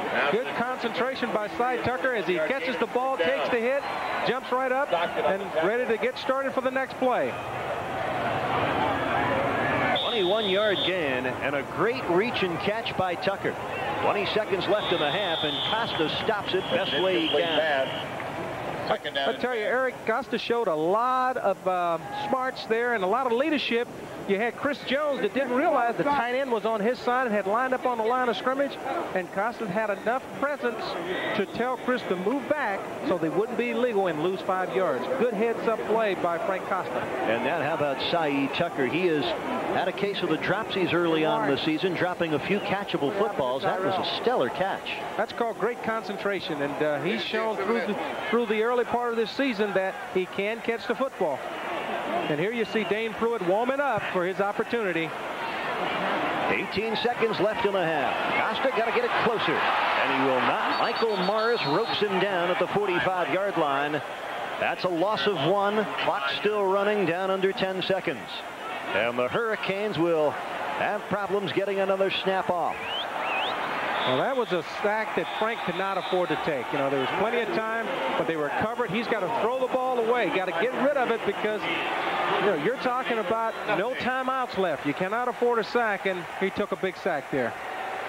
Well, the Hurricanes walk to the dressing room with a 16-0 lead, thanks to 3 Dane Pruitt field goals and a 5-yard touchdown run from Donnell Bennett. So while Dennis Erickson's team was in control, Tim Stowers, Georgia Southern Eagles, with nothing to be ashamed about. They've basically kept Miami out of the end zone. Yeah, you've got to be impressed with Georgia Southern's defense. They've done a good job of keeping them out of the end zone, but more so they have not been able to throw the football with any degree of success. Joe Rose is standing by with the head coach of Georgia Southern. Thank you very much, Eric. Coach, I got to ask you, first of all, great performance so far in the first half for your defense. Well, our defense is really playing hard. We got one of the outstanding defenses in 1AA. Our offense has had some opportunities to move the football. We had the field position, turn it over one time. Another time we missed a field goal. We just got to punch it on in, knock it on in, get first downs, and move the ball on down the field and get touchdowns. Looks like the guys, I was over in the second quarter, guys getting a little bit tired. Well, we've played a lot of plays on defense. I believe we'll get a little rest in the rest at halftime. I think we'll be all right in the second half. Okay, good luck, Coach. Thank you. All right, back up to you guys. Little country cooking for Georgia Southern and their fine head coach, Tim Stowers. We're halfway through at the Orange Bowl in Miami. The number 3 Hurricanes leading it by 16.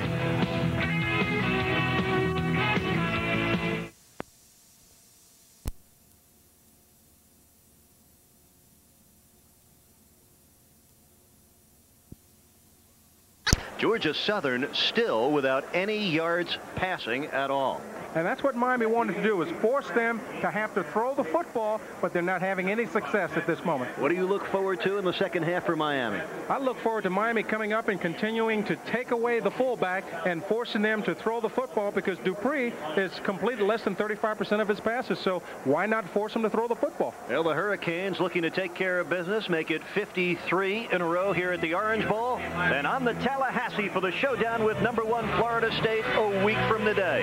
We'll be back. The start of the third quarter right after this on Sunshine Network.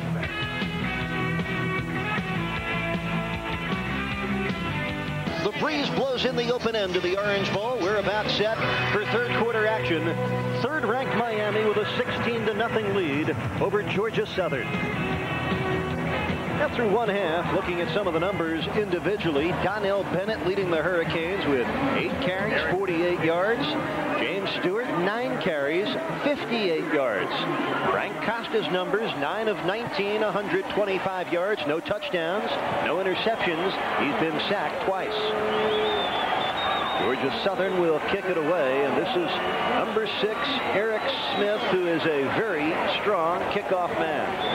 Back in twin safety formation for the Hurricanes, Jamie German, number 7, Jonathan Harris, number 3.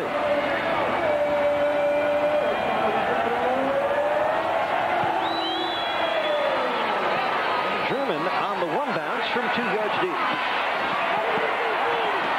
And German goes down at the 21-yard line. Brought down by Eric Thigpen, number 27 on the special teams. So the Hurricanes will begin 1st and 10 at the 21-yard line. Florida State in a walk over Georgia Tech, so they stay unbeaten, and your Gators come back against Mississippi State 38-24. In the Big East, Boston College with a huge win at the Carrier Dome in Syracuse. How about West Virginia at home, holding off a very strong Virginia Tech squad. There are the numbers on Frank Costa. This is Bennett. Well, the cut inside gets him 5 to the 26-yard line.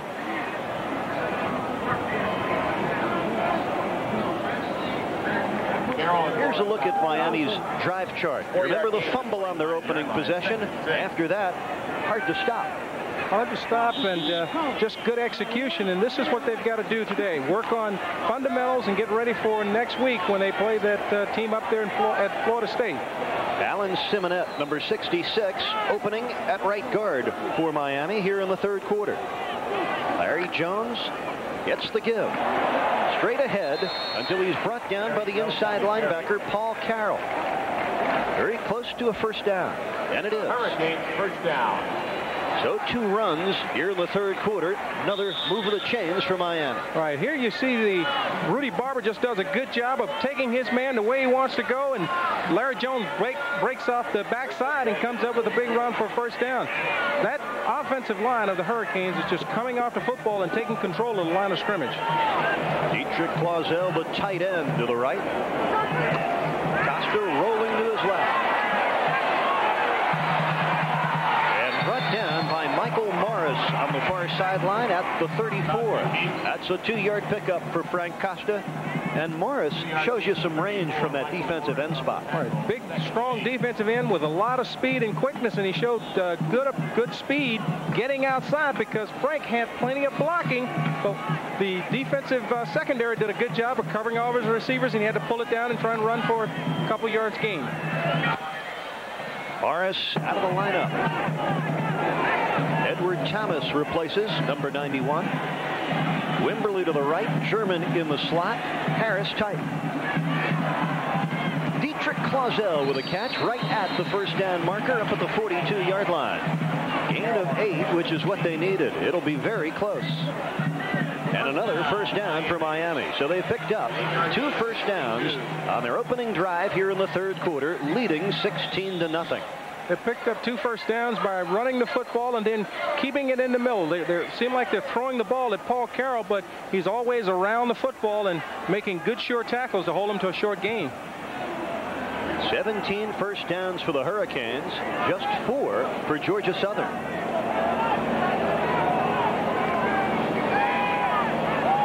Costa going deep. Nobody out there, and it's picked off by Alton Hitson, the free safety. And German wraps him up, brings him down by the face mask at the 20-yard line, and a penalty marker down. I think we got a face mask by Jamie German as he makes the tackle, but you know, they're back once again playing that soft zone with nowhere to throw the football, and Frank threw it up for grabs. First foul, face mask, defense, first down, 15-yard penalty. That was a bad-looking play all around for Miami because Costa did have time and nobody near that football. Well, nobody's open. He's trying to get the ball to Jamie German, but there's a couple defenders back there in good position to come down with the pick. You know, that's a ball that should never have been thrown. Here you see Costa. He's trying to get up and do what all good quarterbacks do after they throw an interception, is be in on the tackle. But he's got to be frustrated at this point. Second time this year Costa's been intercepted. The first time since the fourth quarter of the opener at Boston College. Shafton Fraley following his blocks well. The 47-yard line, 9-yard pickup for Shafton Fraley. Along with Russell, first down. Well, this option is a beautiful thing when ran properly, and the guy that does a good job that springs this for more than a 4 or 5 yard gain is Darren Willis, who comes over the receiver. He's a good blocker, and he does a good job of keeping the safety from getting in on the play and stopping it early. A first down and 10 for the Eagles of Georgia Southern at their own 47-yard line, still looking for their first points. And James Williams looking for a bit of fresh air. He was smothered. Rohan Marley, number 2. Darren Crine, number 91, right there. Well, Rohan was blitzing on that play right into the hole where the fullback was running, and it was one of those times when Dupree did not pull the ball out, gave it to the fullback, and Rohan was right there to hit him as he took the football. Kevin Patrick also had his arms around the ball carrier. Second down and 10. The slot backs and the fullback behind Dupree. This is Wright in motion. He gets the pitch. Good block.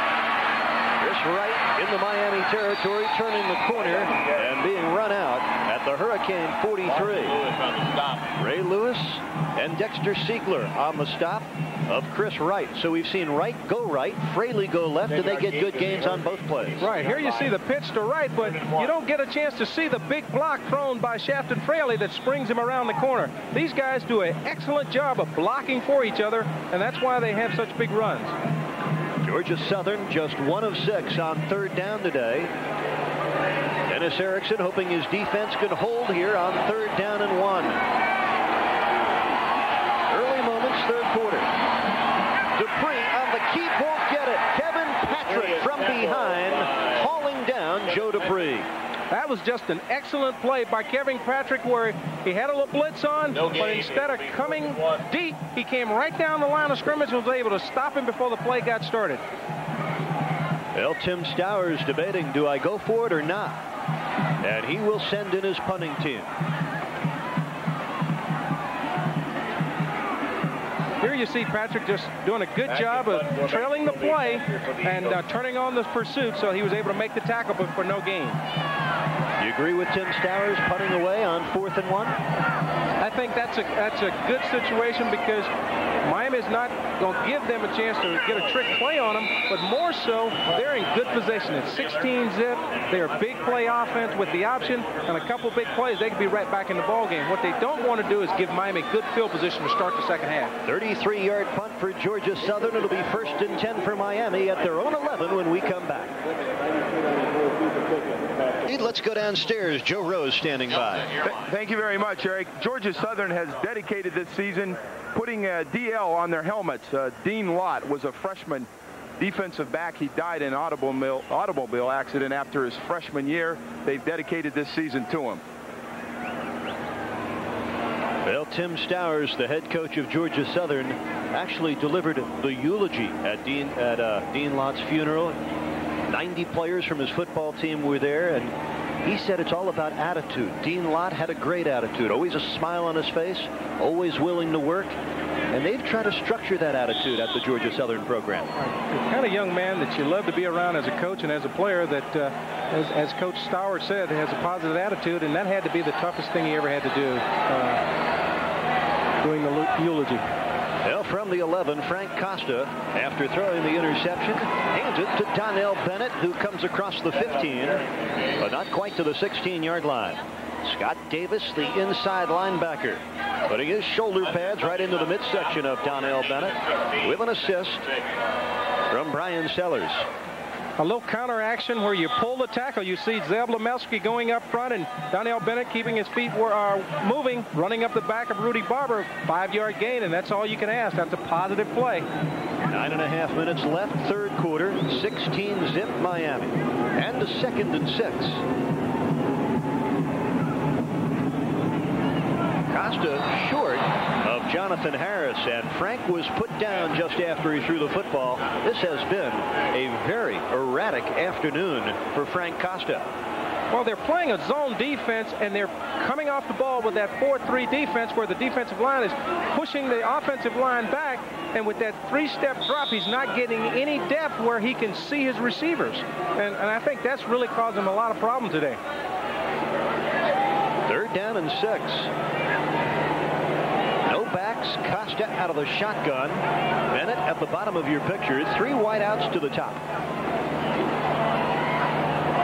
Through the hands of Dietrich Clausel. Tough pass to handle. And some boos here at the Orange Bowl. Not happy with a stagnant Hurricane offense here in the 3rd period. Well, the folks came in here today expecting to see a blowout, and we're into the 3rd quarter midway, and they're only up 16-zip, and their quarterback Frank Costa is struggling a little bit in some of his decision making, and he's not throwing the ball well, so the fans are a little unduly. Look out for number 85, Dexter Dawson. He's a fearless punt returner. This is the first Mike Chrissy punt of the day. And there you see Dawson not calling the fair catch and doing his Houdini impersonation. 36-yard punt, 3-yard return. 9:05 to play in the 3rd quarter. Georgia Southern looking to break out of the shutout. On the tackle, first down. Of where we're at, the Orange Bowl. Beautiful city, Miami, Florida, right on Biscayne Bay. And as night falls in Miami, you ought to see this town light up. There's nothing more beautiful than the skyline of Miami, downtown Miami, as you come across the water. And here at the Orange Bowl, about 45,000 waiting for the Hurricanes to light some things up. They've been shut down on their first 2 possessions, 3rd quarter. Georgia Southern trails at 16-zip. 9 minutes left, 3rd period. And the Eagles have the football, but a penalty marker down as Joe Dupre was ready to pull the trigger. Well, Miami's doing what they'd like to do, and that's force Georgia Southern to throw the football. Good ball. Full start. Offense. Looking for changes in the Miami defense. We spot one. Pat Riley in at a defensive tackle spot now, replacing Kenny Lopez. And there's Ryan Collins, the number 2 quarterback in the bullpen. Collins has not seen much playing time this season. I don't consider him a backup. He's a starter in waiting, a very capable young man. He's a young man that Dennis has a lot of confidence in, and said that he would not be afraid to insert him at any time. Looks like we're going to see him next time. First down, 15 for Georgia Southern at their own 43, and Dupree in a heap of trouble. Rohan Marley, the little man. He's like a little bug with a big sting. He'll really hurt you. Well, he's a little guy that just makes play after play, and you wonder, how can a guy this small, and you see him on the blitz again, running by the guard or the tackle, Cushing, coming up with a sack. Rohan Marley, the son of the legendary musician Bob Marley.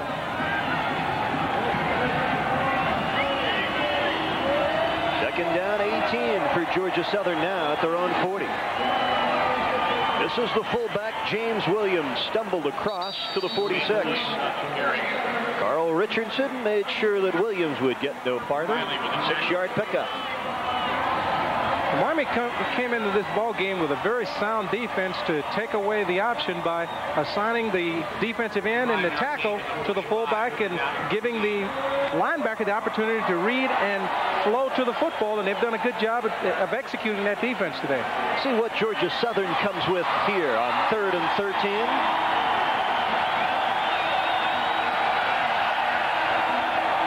Again, James Williams brought down by Carl Richardson. CJ knocked him at the 48. And Williams will be short of the first down. Picked up 8 yards. It'll be 4th down and about 6. Here you see what happens when you give the ball to the fullback and everybody's expecting the wide play or the pitch. There's a lot of room for the fullback. As you see, Lewis running out of there, gets blocked off, and then C.J. Richardson having to come up and make the tackle to keep him from getting the first down. Richardson, a heavy hitter out of Dallas, Texas. Bill Thatcher on a line drive, fair catch by Jonathan Harris at the Miami 14-yard line. 7 minutes, 8 seconds to play here in the 3rd quarter at the Orange Bowl. Miami leading it 16-0, and Dennis Erickson has made a change at the quarterback spot. Ryan Collins, a talented sophomore from right here in Miami. He went to Hialeah, Miami Lakes. He's just 1 for 5 on the year for 14 yards, but he brings another dimension to the Hurricane offense. Yeah, he has the maneuverability to get himself out of trouble. If you start to put pressure on him in the pocket, he's got 4.5 speed, and he'll come out of there and make something happen on his own. Looking forward to see what Ryan Collins does with his opportunity here. And he's looking to throw on first down. Complete at the 35-yard line, spun out by Alton Hitson. A 20-yard pickup, and Collins shows you his maneuverability and his ability to throw on the run. Not only the ability to throw on the run, but the ability to square his shoulders up and make a good throw. Here you see him going back. He's sitting, waiting, and all of a sudden, protection breakdown. He has the speed to get outside the pocket, and as you saw, before he threw the football, he squared his shoulders up. Good execution by Ryan Collins. First down and 10 for Miami, their own 34. Here comes Larry Jones. Nowhere to go. Fumble the football. Look at this. Alex Mash will go in for the touchdown.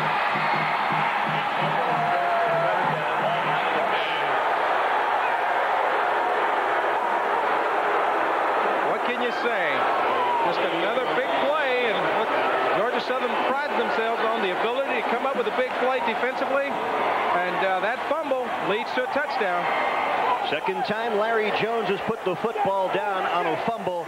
You talk about costly. Alex Mash, as a freshman, had an interception run back for a touchdown in the 1990 1AA National Championship game for Tim Stowers. And here he picks one off the turf and takes it 28 yards for Georgia Southern's only touchdown today. That's Nick Davis down on his back, the outside linebacker.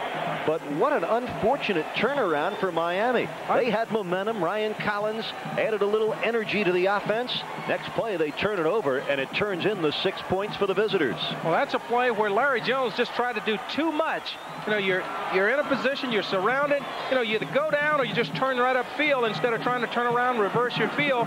And, you know, being a fullback, you've got to run over people. He's running more like a tailback at this point, where he's trying to make too much happen once he gets the football. And this is, as you said earlier, the second fumble, and that leads to Alex Mash's 28-yard run for a touchdown. Ought to be a very empty feeling for Larry Jones right now. But how about the athletic ability of Mr. Mash? Well, he showed great balance for a big man. You know, when we talked with Coach Stour yesterday, he talked about Alex's ability not only as a power guy, but a guy with good athleticism, and he showed it there. Well, Alex Mash, a marvel in the weight room. His coach calls him a freak of nature at the 1AA level. He squatted with 705 pounds on his back. They made him do it 3 times and did it without any trouble at all. Reed Haley on for the point after. He has been perfect in a dozen attempts, and he's now 13 of 13. Ella Hush has come over the Orange Bowl. A Miami turnover turns into a Georgia Southern touchdown. The Hurricanes' lead has been cut to 16-7. Here at the Orange Bowl in Miami, and the Hurricanes lead it 16-7. Well, Georgia Southern striking on the Alex Mash 28-yard run off the fumble recovery. Don't forget our next telecast here on Sunshine Network. University of Miami football comes your way Sunday, October 31st, 10:30 tape delay. Ron Dickerson's Temple Owls visiting the Orange Bowl, the tangle with Dennis Erickson's Hurricanes. And I don't imagine that Dennis Erickson is feeling too good about things. He's not really happy with the way things are going right now. Offensively, they're not moving the football. They're not able to get it in the end zone. They have to excel for field goals. And then they give up a touchdown offensively. Jamie German spinning to the 24-yard line. A freshman from Fort Myers, Florida, drew a crowd. Maurice Reed, number 28, heading off the bottom of the pile. Along with Derek Austin. Well, another opportunity to look at Ryan Collins, number 8, the sophomore quarterback. Nat, it was not a hands-down decision for Dennis Erickson to name Frank Costa. Collins had an excellent preseason. Collins had an excellent preseason, but Frank Costa had been sitting, waiting, and doing all the right things and deserved a chance to start. But here's Ryan Collins' chance to show that he should be the guy. Frank Costa did not have a good afternoon today. Here's Bennett on first down, and he is tripped up. Doesn't get back to the line of scrimmage. If you can believe this, Georgia Southern off that tackle by Huey Hunt with momentum here at the Orange Bowl. 6:08 left, third quarter. And they're playing with spirit. Yeah, here you see them getting penetration, something they hadn't done all day. And as they are bringing Donnell Bennett down, able to trip him up in the backfield. But that's what happened when you come up with a big play defensively. It inspires you, and then everybody feels that they can win this ball game. And that's the danger of leaving a team like Georgia Southern in the ball game. Second down and 10. Ryan Collins has James Stewart as his lone setback. This is Clausell. Dietrich Clausell with a first down pickup to the 36-yard line. 12-yard gain. Stop on the play. Dawson and Williams made by Darius Dawson, the outside linebacker. Second catch today for Clausell. Well, Clausell was just the outlet receiver, and Collins went back, looked downfield, saw that they were in a zone and had nowhere to throw the football, knew who his outlet was, came to Clausell, he picked up the first down. Well, Ryan Collins, he has a great feel for the game. Young man who exudes leadership. On first and 10, here's Collins, and passer run, freezes the linebackers, and scampers out after a 12-yard pickup, first down. We talked about the added dimension evidence. We talked about his ability to run with the football. He came out with a pass run option, and he really had Chris Jones wide open, but Chris Jones was at a point where, why take the chance? He could run that 10 yards as well as complete the pass. As you see him come out here, they fake the handoff. He comes out wide. Chris Jones is open in the left side of your screen, but he points to him. He said, block, man, I could run it that far. I don't have to take a chance on throwing the ball and intercepting, getting it intercepted. Good selection. Here's Stewart squaring up. Boom! Inside the 40, down to the 39-yard line, leaving 2 Georgia Southern tacklers in his wake. Alton Hitson and Rob Stockton, and the wrecking ball, James Stewart, does it again. Huge pickup. Here's a shot of Frank. He's a little disappointed in his performance today, but he knows that he's just a matter of going back next week, working hard, getting ready for the Florida State game. 14-yard pickup for James Stewart. He comes out. Donnell Bennett now the lone setback on first and 10. Bennett off left tackle, and the Hurricanes ripping into that Georgia Southern defense with their run game again. That's an 8-yard gain for Donnell Bennett. We're down under 4.5 minutes left, third quarter. That's what you call reestablishing the line of scrimmage. The offensive line has started to take charge, and they're pushing the Georgia Southern defense back and giving those backs rooms to cut and run with the football. And here you see Donnell Bennett running through a tackler, picking up 7-8 yards for give them second and short. I'm getting so excited I can't get it out. Terrell Green, Zev Lemelski doing a nice job on the left side. Here's Stewart coming right, and right into Huey Hunt. But it takes some help to drop Stewart. This kid, James Stewart, just has unbelievable leg drive. Hunt hit him square up, turned him, but he still was not able to bring him down by his lonesome. He had to get some help from the remainder of the defenders. Going to be third down and 3. James Stewart hit head on and still did not go down. Matt Moore, how about your thoughts on Dennis Erickson's choice to pull Costa and come with Collins? Well, I think this is an opportune time to find out what Ryan Collins can do under the heat before they go into a big ball game next week. You need to know what your second teamer can do, and they always said that they really didn't believe he was the second team player. There you see Bennett just doing a good job of hard, tough running up the middle as Casey Jones, Tyrell Green, and Rudy Barber does a good job of clearing some room for him to pick up the first down. First down for Bennett.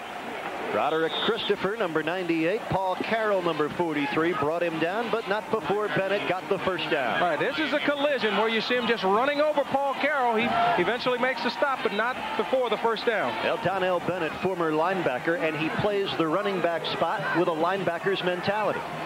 Under 3 minutes left, third quarter, 16-7 Miami, and on first down, touchdown!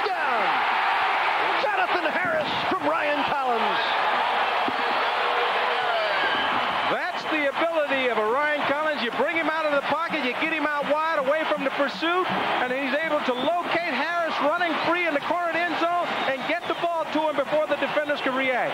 Good execution, good play calling, good job by the receiver getting over, catching the football. Jonathan Harris, his first touchdown of the year, I think. Yes, sir, and the first touchdown pass in the career of Ryan Collins. Glad you saw it with us. Well, Ryan Collins doing just what you hoped he would. An energizer. Pruitt's point after right through the uprights. Well, just when it looked bleak for Miami, in comes Ryan Collins, and the Hurricanes back in form. What do you think this will do for the media here in Miami next week now that Collins has come in? Costa was pulled, and he leads them down to a touchdown. If he continues to perform like this, I guess we'll have the questions about the two-headed quarterback situation again. Well, those that watched the preseason carefully knew that there was a chance for a quarterback controversy this year because Ryan Collins is that good. Now there's some more fuel for the fire. We'll see how it goes the rest of the afternoon for Collins. He's given the Canes a 23-7 lead. Here we get another look at that touchdown pass by Ryan Collins to Jonathan Harris. As you see his maneuverability and speed as he gets outside and lobs the ball. Perfect strike to Jonathan Harris for the touchdown. And another look at it. It's worth looking at 2 or 3 times. He shows good poise of waiting till he squares up his shoulders before he throws the football. A lot of young quarterbacks don't take the time to square up, and it's hard to complete that ball because you're throwing off balance. He does a good job of getting both shoulders turned to the line of scrimmage and getting something on the football. Ryan Collins, he played point guard at Hialeah Miami Lakes for their basketball team. This guy can run the show. 23-7, Miami on top off an 8-play, 76-yard drive. And officially, they're calling it a 27-yard touchdown toss. This is Scott Barnwell.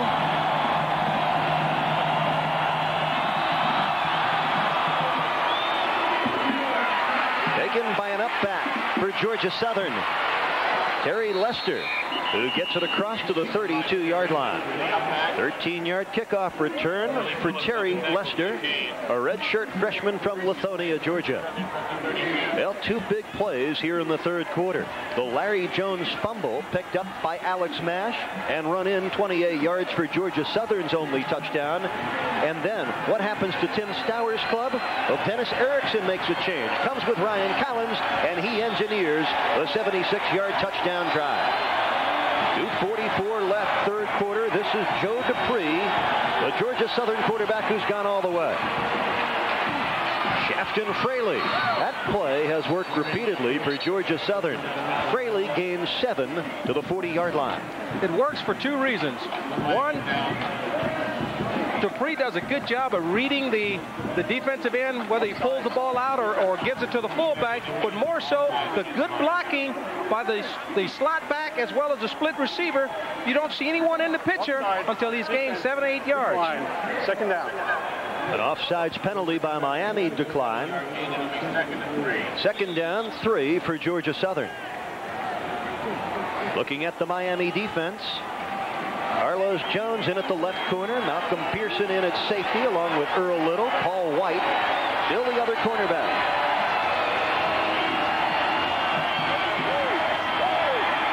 Dupree going deep as Darren Willis makes the catch at the 15-yard line. Great looking throw and catch. The 2 high school teammates from Macon, Georgia hook up for a 45-yard gain. That's the identical play that they hit last week versus Tennessee Chattanooga, where the slot back starts in motion, then comes back, and he's out at flare control. And the safety, Little, did not read it, and Paul White was left out there on the island trying to cover 2 men. Good throw and catch by Dupree and Willis. Nice tight spiral. Yeah, this game has been far more entertaining than one would have imagined coming in. Georgia Southern, one of the powerhouses in the 1AA level, and they've acquitted themselves admirably here at the Orange Bowl. 2 1/4 left in the third. Dupree in a heap of trouble. Evan Patrick and Darren Crime, the bookends, smothering Dupree. Every time Miami needs a big defensive play, you see the two defensive ends, Bryant and Patrick, the leaders of the defense, as they come across. And as you see Dupree coming down the line of scrimmage, Kevin Patrick comes across, stops him, and in comes Darren Crown to finish him off. Kevin Patrick, one of the most experienced defenders at Miami today, his 22nd start for the Hurricanes. Loss of 4, 2nd and 14 at the Hurricane 20. Here's the end around at Dexter Dawson.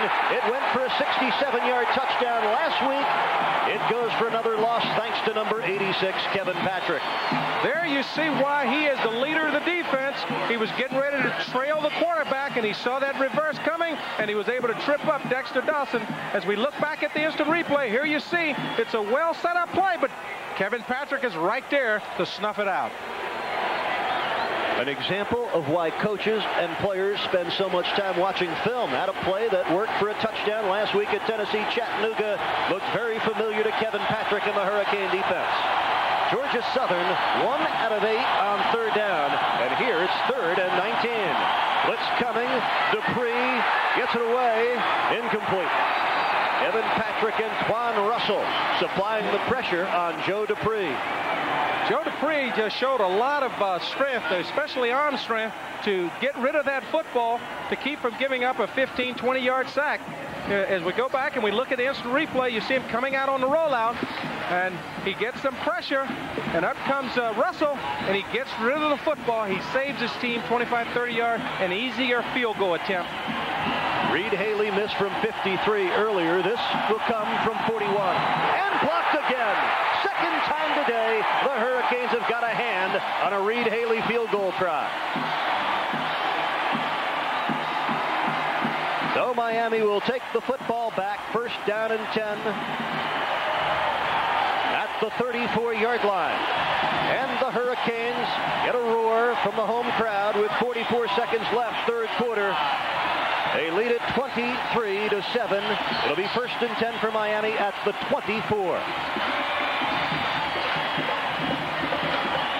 Let's take another look at this field goal attempt. And as you see, Dexter Siegler comes around the corner, showing that 4.3 speed, and is able to block the kick. Second one today for the Hurricanes. Second series today for Ryan Collins as Miami's quarterback. Donnell Bennett, the lone setback. Bennett breaks a tackle and is brought down by Darius Dawson at the 28. 4-yard pickup for the junior out of Fort Lauderdale, Florida. Donnell Bennett, James Stewart. They've been a dynamite 1-2 punch running the football all afternoon for Miami.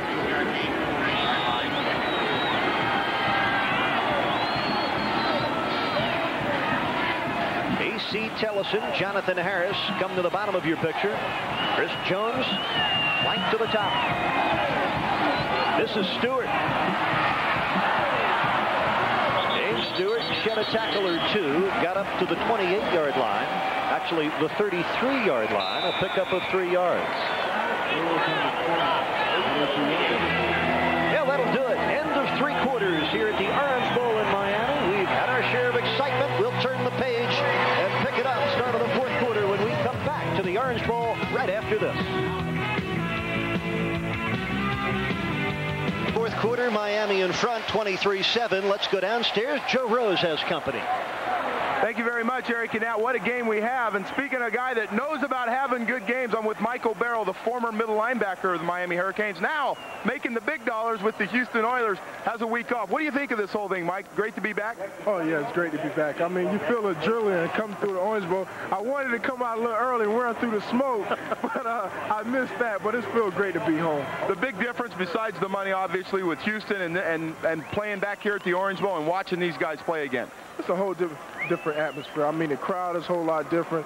I mean, in Houston, they quick to boo you. You're making all that money. Boo! boo because you're entertainment. But here, I mean, people come out because they're diehard fans. The guys are really putting forth the effort. I mean, you see they playing Georgia Southern. They're a little flat because I think they worry about Florida State, but that's nothing to fear. I mean, they're trying to do the job. All right, Mike, thanks a lot for being with us. All right, thank you for having me. All right, go back up to you guys.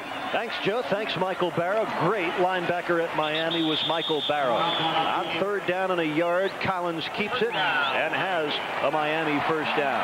Now, Michael Barrow out of Homestead, Florida. He was sort of the mentor for James Burgess, who is a freshman linebacker at Miami this year. But Michael Barrow, guy that came up through the ranks, a 4-year performer here at Miami. A great linebacker for the University of Miami, but was able to go right into Houston as a second-round draft choice and become a starter. So that just goes to show you what kind of talent that Michael Barrow possesses. Well, all 3 Hurricane linebackers from a year ago in the NFL. Barrow, Jesse Armstead, and Darren Smith. And a guy that someday will be in the National Football League, James Stewart, rumbles for about 8 more yards around left end. Brought down by Lee Brooks, a redshirt freshman defensive end wearing number 44. What an afternoon it has been for James Stewart. Well, he's running with reckless abandon, and he's doing a good job of deciding where he's going to cut and reading the block of the guys out front for him, that he's able to pick up that extra 3-4 yards. Unofficially, 12 carries, 74 yards for James Stewart. Had 74 yards in 7 carries at Colorado last weekend. 2nd and 3. This is Derek Harris, former linebacker out of Willow Ridge, Texas, dragging a tackler or 2 for another first down up to the Miami 46-yard line. Well, early on, it was the Dane Pruitt show. 3 field goals. Ryan Collins came on in the third quarter. Took Miami on a scoring drive, and he went 3 for 3, including the 27-yard strike to Jonathan Harris. Only touchdown for Georgia Southern on a fumble recovery by Alex Mash. Ryan Collins out of the shotgun on 1st and 10. Complete to Bennett. And Bennett picks up another Miami first down in the Georgia Southern territory at the 42-yard line. 13-yard gain. Ryan Collins is just showing a great presence back there in the pocket, knowing where he wants to go with the football and getting a lot of zip on it. As you see, he goes to Donnell Bennett, who breaks the tackle, gets upfield for an extra 10 yards. The lights are on here at the Orange Bowl. Ryan Collins is on as well. Just underway, 4th period. Here's Collins. Looking to impromptu, delivers the mail to Jonathan Harris. And Harris gets the first down, picks up 10 yards, and picks up a penalty flag as well. Maybe a face mask as Dominic Turner, number 48, reached out and tried to bring Harris down. And it is a face mask against Georgia Southern. But how about the ability to impromptu by Collins? Froze the linebackers with that little jab step, then fired another strike. The thing that you have to be impressed with Collins is that once he starts to scramble, 5-yard penalty on the defense, first down. Once he starts to scramble, he doesn't lose presence downfield, and he's able to still pick out his receiver and get the ball to him. Most young quarterbacks, when they start to scramble, they're looking to run with the football, as we see him here. Stop, get the ball to Jonathan Harris, who picks up a big gain as well as a penalty. Sean Austin, number 18, the man guilty of pulling the face mask of Jonathan Harris, who has had his best day this season. Here comes Derek Harris, another guy that moves the pile down to the 21-yard line. A 5-yard rumble for Derek Harris. Morris makes the stop for the Eagles. You know, ironically, we haven't called Alex Mash number a lot today, and in talking with the coaching staff prior to the ball game, they felt the way they could neutralize him was run right at him, and that seemed to be what they're doing because the guards are having a great day today. Earlier it was Terrell Green working on Mash. Now it's Alan Simonette. Here's Bennett on 2nd down and 5, and Donnell crashes inside the 20, down near the 16-yard line and close to another Hurricane first down.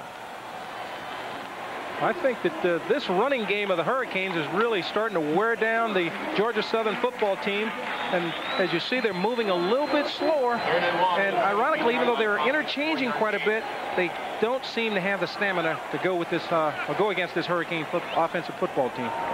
3rd down and 1 for Miami at the Georgia Southern 17. Stewart brought down in the backfield by Lee Brooks. That'll be short of the first down and a loss of 3 yards.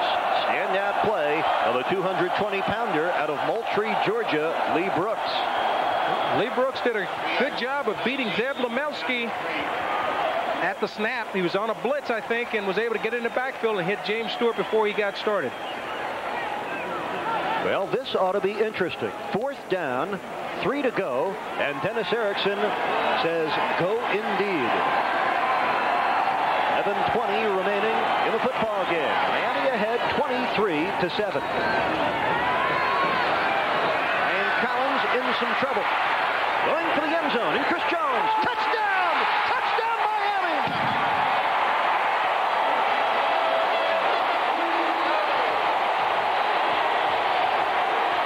An unbelievable play. Ryan Collins has just got so much ability to avoid the sack and buy time, and then to be able to throw that football moving to his right all the way back across the field reminds you a lot of John Elway with the strong arm. An incredible play on 4th down and 4. Ryan Collins on the run threw a strike to Chris Jones, 41-yard touchdown. 2 touchdown passes for Ryan Collins, relieving an ineffective Frank Costa today. And you wonder if this is just the start of the Ryan Collins story at Miami. Injured Georgia Southern football player down, and that is Sean Austin, the cornerback out of Thomasville, Georgia. 29-7 Miami, thanks to this man. Well, here we look at a replay of Ryan Collins, and he shows you his ability to maneuver and stay away from the sack as he changes direction, and then he moves out farther and then sets his feet and throws back with a perfect throw to Chris Jones for the touchdown. Collins had to throw it across the field on the run, pressure bearing down on him, and he still fired a perfect strike to Chris Jones. Well, as I said earlier, there's only one quarterback I know that can do that or have done it consistently, and that's John Elway. And he reminds you a lot of John Elway with his ability to get out of trouble and still look down the field and find his open receiver. Sean Austin going out of the game. Dane Pruitt set to nail up the point after touchdown for Miami.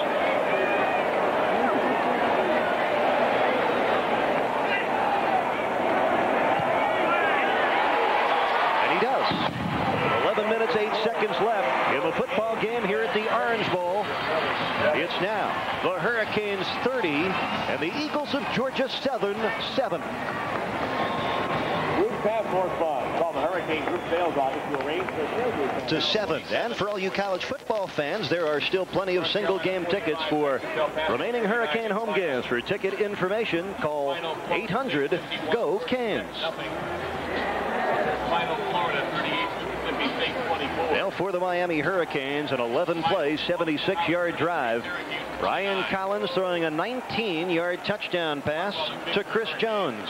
And look at the numbers for Collins. That's perfect. If you ever want to write a script for a young man coming in to lead his team to victory, this is it. 6 for 6, 102 yards, 2 touchdowns. That's perfect. Wonder what the thoughts that are running through Dennis Erickson's mind right now. Scott Barnwell has it teed up at the 35. Marlo Worthen, fastest man wearing the Georgia Southern uniform, back at the goal line. This is Worthen from the 1. Penalty marker down, and Marlo Worthen showing off some of his 4.4 speed, running at 43 yards up to the 44-yard line. Eric, Georgia Southern has had some good kickoff returns this game, and they just do a good job of running the wedge protection where they start upfield and they break it right or left. Going to return, a 10-yard penalty from the foul. And that gives them good execution to get outside, and maybe some of the holding also helps, but they do a good job of executing the wedge kickoff return.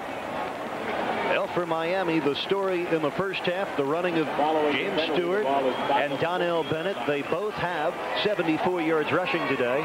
But in the third quarter, It's been Ryan Collins, 6 for 6, couple of touchdown passes, 27 yards to Jonathan Harris, and across the grain, 19 yards to Chris Jones.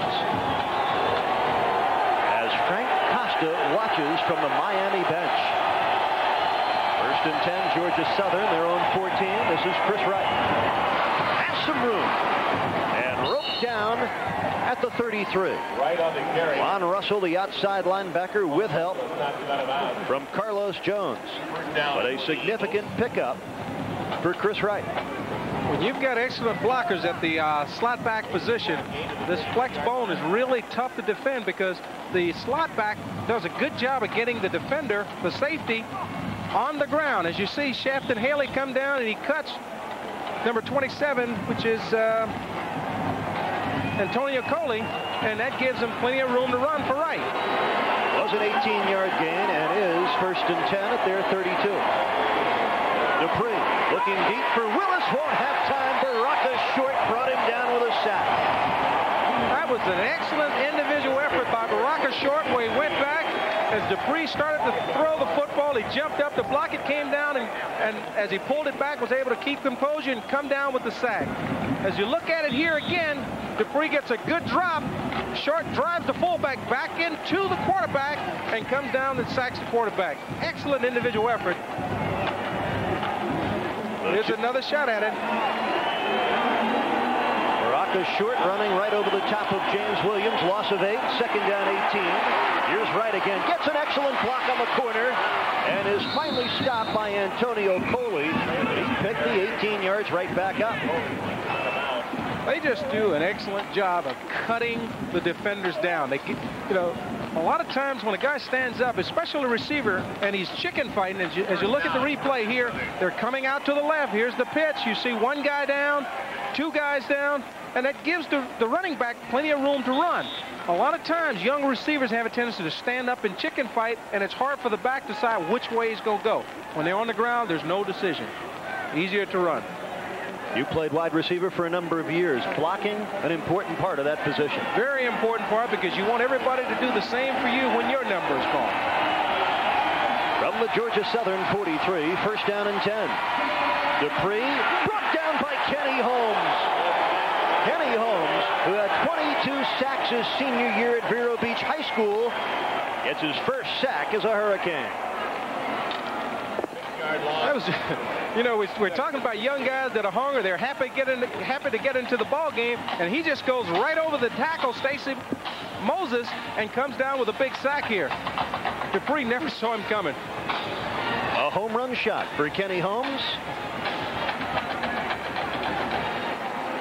Loss of 6, 2nd and 16. 9.5 minutes left in this game. A 30-7 lead for Miami. This is Chris Wright with James Williams in front of him. Malcolm Pearson jumping on the back of Wright, riding him out of bounds at the 43. Picked up the 6 yards they had just lost. Brings up 3rd down and 10. That's just a tough play to stop. And, when we were talking with Coach Starr yesterday, and you mentioned it earlier, he said the only thing that Coach Russell told him in the end was keep it simple, stupid. And they just run this play over and over and over again, and they do a fine job of executing, and pretty soon they pop the big one. The only thing that I think that have been able to keep them from doing it today is Miami has just as much speed. Georgia Southern has only had football back for 12 years, but there's a lot of flavor and tradition to their program. We'll tell you more about it before this game is in the books. 3rd down and 10. And Kenny Holmes smothers Dupree again. Well, this a bit of a coming out party for Kenny Holmes, the redshirt freshman, one of the 7 players ejected from last week's game. Well, last week we talked about last week where they were running the ball very well, running into the boundary, and here you see Kenny Holmes. They're starting to figure out how Georgia Southern wants to run this ball, and they're just getting upfield and not giving the quarterback a chance to get outside the pocket. And the punter, Bill Thatcher, in trouble. Great job to get it away. I mean, that's a great job by Bill Thatcher. Rolls out of bounds at the 8-yard line. So Thatcher averts disaster and unloads a 51-yard punt. 8:29 left here at the Orange Bowl. The Canes by 23. There is a flag game. And let's watch Ryan Collins run the offense again. Here's James Stewart. And he gets to the 14-yard line, pickup of 6. Down to the Orange Bowl field with Joe Rose. Thank you very much, Eric and Nat. First of all, Dennis Erickson's done what he wanted to. He's accomplished in the fourth quarter, allowing everybody to get in the ball game and play. The bad news is now, does this stir up controversy between Ryan Collins and Frank Costa for next week or games to come? That remains to be seen. Back up to you guys. Well, just the start, thanks, Joe, of a very interesting quarterback situation. Paul Carroll, a real warrior for this Georgia Southern team with help. Goes off, but this is the start of what's going to be a firestorm of publicity as we look at how Carroll went down. He gets his leg caught up underneath as he brings James Stewart down, and hopefully he's going to be okay. He's just hobbling off, and he's walking on his own now, so hopefully that's a good sign. 2nd down and 5 for Miami. They have it at their own 13. Ryan Collins in relief of Frank Costa, 6 for 6, 108 yards, 2 touchdowns, and tons of excitement. Here's Stewart again. Stewart a yard short of the first down up at the 17-yard line. Brought down by Huey Hunt and Dominic Turner. You know, last week against Colorado, the bench clearing brawl, 7 Hurricanes ejected. Dennis Erickson said, we're going to take it in-house. He came up with these guidelines for the Hurricane program when it comes to fighting. These very same guidelines, Nat Moore, might well be taken on by the NCAA. Well, some have to be done. You know, you've got to be able to control your football team, and there's got to be some type of suspension that will keep the players from running out, getting involved in these types of events or affairs that, you know, really make your team look bad. You're talking about a University of Miami football team that on the field they're one of the greatest there is, but some of the antics is what has hurt their national prominence across the country. And last week, a bad one around college football. Wasn't just a Miami-Colorado brawl. There were at least 2 others around the country. On 3rd the yard, James Stewart cutting back, picks up the first down, picks up some new friends, including number 37, Huey Hunt, who has become well acquainted with the 8-wheel truck named James Stewart. I think quite a few of these Georgia Southern defenders will have nightmares tonight about James Stewart. They're trying to figure out what they have to do to get him down. He does a good job of following his blockers. Then he sees there's nothing there. He cuts back, and watch him just run through Hunt and just drags him for another 2-3 yards. Good leg strength. This is the best day that James Stewart has ever had. Ryan Collins sacked for the first time today. Back at the 20, that's a 3-yard loss. Number 91, Michael Morris, I believe the first to get there. 3-yard loss, 2nd and. By the way, James Stewart's numbers, unofficially, 17 carries, 93 yards. Here you see, as Collins goes back to pass, there's a free blitzer coming, and he does a good job of stepping up, and they hemmed him in, but he showed presence of mind of not just throwing the football. He took the sack. Hurricanes have substituted on that offensive line. Omar Andrews and Jason Boudroni on the left side. Casey Jones still at center. Ryan Collins checking off line of scrimmage on 2nd and 13. Looking deep. Wimberly out there, can't make the catch. Covered well by Brandon Roselle. That was a well-thrown football, but good coverage by Roselle. And, you know, you keep talking about this kid, Collins, and he's showing you that he has all of the attributes to be a good quarterback here at the UM. And, you know, he's been patient for the last 3 ball games, sat on the bench, and now it's his time. And he's showing the quarterback that he has all of the ability to one day lead this Hurricane football team. Only question is, what day will that be? Only Dennis knows that. Ryan Collins being chased on 3rd and 13. On the run, fires incomplete. Gerard Daphnis reached back, tried to pull it in. After hitting his first 6, Ryan Collins has missed on his last 2. 5:52 remaining, 4th quarter. Game not in doubt. It's 30-7 Miami. This is a real screwy play here. I think most of the guys on the offensive line missed the snap count. But then once again, Ryan Collins shows you his ability to avoid bad plays and get his team out of a bad situation. Ryan Collins' ability to throw the football, Turn the corner with it. Reminds you a little bit of the guy Miami will see next weekend. That's Dexter Dawson, still on his feet, and finally tripped up at the 40-yard line. And penalty markers littering the Orange Bowl field. 36-yard punt, 14-yard return, and we'll have to sort it out for you. Of course, the player I thought that Ryan Collins reminds you of a little bit is Charlie Ward, the quarterback at Florida State. Well, Charlie Ward is leading the Heisman race at this point, and you know, he's a guy that Miami will have to contend with next week. But you know, they've got a guy that has those kind of abilities. Illegal block in the back above the waist during the return. 10-yard penalty from the spot of the foul. We have a timeout here at the Orange Bowl. Night falling, and so is another Hurricane opponent. At the Orange Bowl, 5:39 left in the game. Hurricanes leading 30-7. Eric Reed alongside Nat Moore, Joe Rose down on the field. In the truck, our producer, Jeff DeMoss. Today's game directed by John Liu, our associate director upstairs with us, Michelle Willie.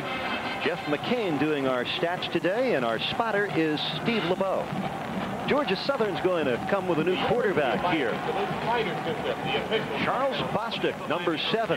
Guy that has started 17 games in his career at Georgia Southern. He's from Thomasville, Georgia. And a guy that has run the option, they tell us, since the 8th grade. According to Coach Starr, he's a clone of Joe Dupree, and it was really tough for them to make a decision on who's going to be the starting quarterback because of this guy's ability. And penalty flags will stop this play. Full stars offense. Yeah, this is a Georgia Southern program that started from scratch 12 years ago. They had a layoff of 40 years of football, and then Irk Russell left Georgia as the defensive coordinator. He was there for 17 years. He came to Statesboro to start a program from scratch in 1981. They were a club team for the first 3 years. Then they went 1AA in 1984, and they won the first of 4 national championships just 1 year later. And the amazing thing, at Irk Russell's press conference, had to go to a Kmart in downtown Statesboro to buy a football. They didn't even own one. The original football office was located in a trailer park. First down and 15 for Georgia Southern. This is Shafton Fraley. And he is brought down by Earl Little, and Marcus Carey gets up to the 38-yard line, pickup of 5. Back downstairs to Joe. Thank you guys very much. I'm with the guy that's been a big part of this Miami defense for a long time right now, Rusty Medeiros. Rusty, I want to ask you, first of all, I let everybody know you've taken the year off, decided on your own not to play because of the knee. What are you going to do? What's the plans for the future for now? Well, I'm going to continue to work and progress with my knee.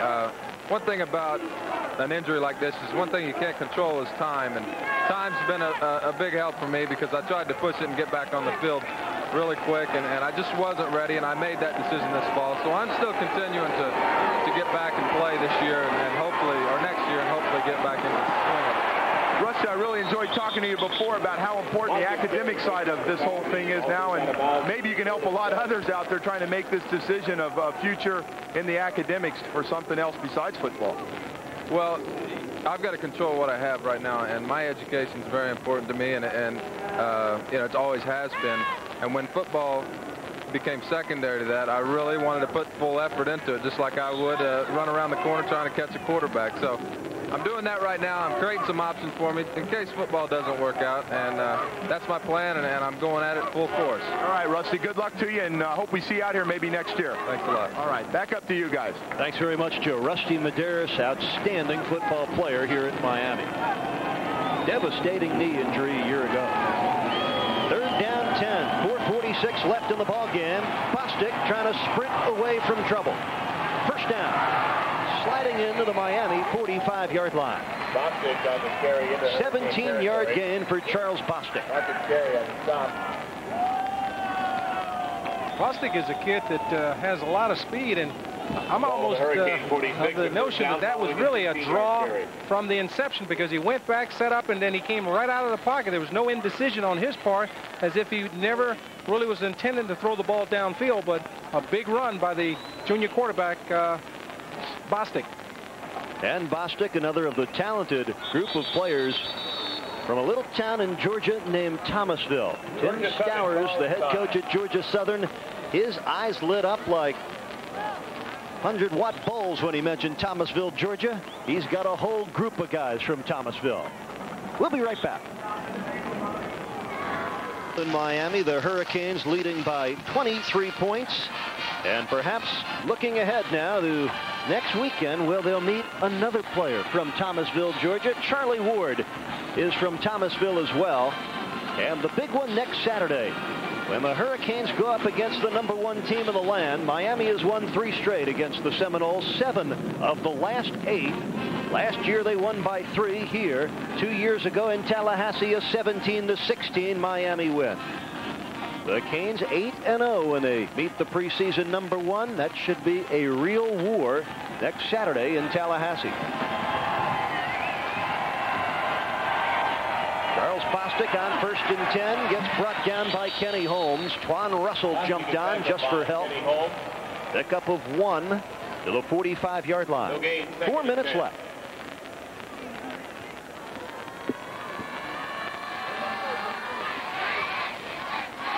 Well, again, talking about the talent out of Thomasville, Georgia. Small town, 2 high schools, and incredible football talent comes out of Thomasville year after year. As you look at the graphics here, you see that there are quite a few guys that have come out of there, as well as Charlie Ward of Florida State. And in talking with Coach Stour, he said something in the water. And anytime you start to recruit Thomasville football players in Thomasville, Georgia, you're going to find some good ones. That's similar to Dade County, matter of fact. Carlos Jones on the that was Terry Lester that ran around right end till Carlos Jones tripped him up. Pickup of 5 to the 41 brings up a 3rd and 5. There we see that flex bone, the option once again, and each and every time they're able to get that running back on the corner with the first guy, the first defender, down on the ground. And they just do a good job of executing it, but Miami just have too much speed running lateral. Under 3 minutes to play. Miami leads it by 23. 3rd down and 5, and nowhere to go for Charles Bostic except down. Kenny Holmes, Antonio Coley, Baraka Short, and Twan Russell. Miami had a blitz on that time, and they had folks in every gap. And as we go back and we look at the highlights or the instant replay, you see that Holmes is there before he can even start to get outside. And you're talking about Miami trying to make sure that no one scores on the defense. The one touchdown that was given up, it was given up by the offense, so the defense is still looking to shut them out. Well, Georgia Southern calls timeout. 2:27 left in the game. You mentioned something in the water in Thomasville, Georgia. We don't know about that, but we know there is something in the water in Statesboro, Georgia. Tim Stowers, the head coach, told us the story yesterday about beautiful Eagle Creek. It's nothing more than an old drainage ditch behind the practice field. We'll tell you a little bit about it when we get back to the Orange Bowl right after this timeout on Sunshine Network. Creed here at the Orange Bowl, where the Canes are trying to put the finishing touches on their 4th win in 4 starts. Georgia Southern going to drop to 3-2, and Charles Bostic is dropped by Twan Russell on 4th down and 7. Well, the Hurricane defense wrapping up a strong effort. Only touchdown for Georgia Southern today came on a fumble recovery and a 28-yard run off of that recovery by Alex Marsh. Dave Olmstead, our executive producer here for Sunshine Network. Today's game produced by Jeff DeMoss. John Liu, our director. Charlie Stenberg, our technical director. Great job in the truck by our entire Sunshine Network crew. Well, Eric Russell, who began the program at Georgia Southern, one of his pet sayings was this: if you don't have the best of everything, make the best of everything you have. Which brings us back to beautiful Eagle Creek. It is nothing more than an old drainage ditch behind the practice field at Georgia Southern. But Eric Russell, the founding father of Georgia Southern football, called it beautiful Eagle Creek. Now, the water in that creek, complete with the floating empty beer cans, is considered, at least in Statesboro, to have magical, mystical qualities.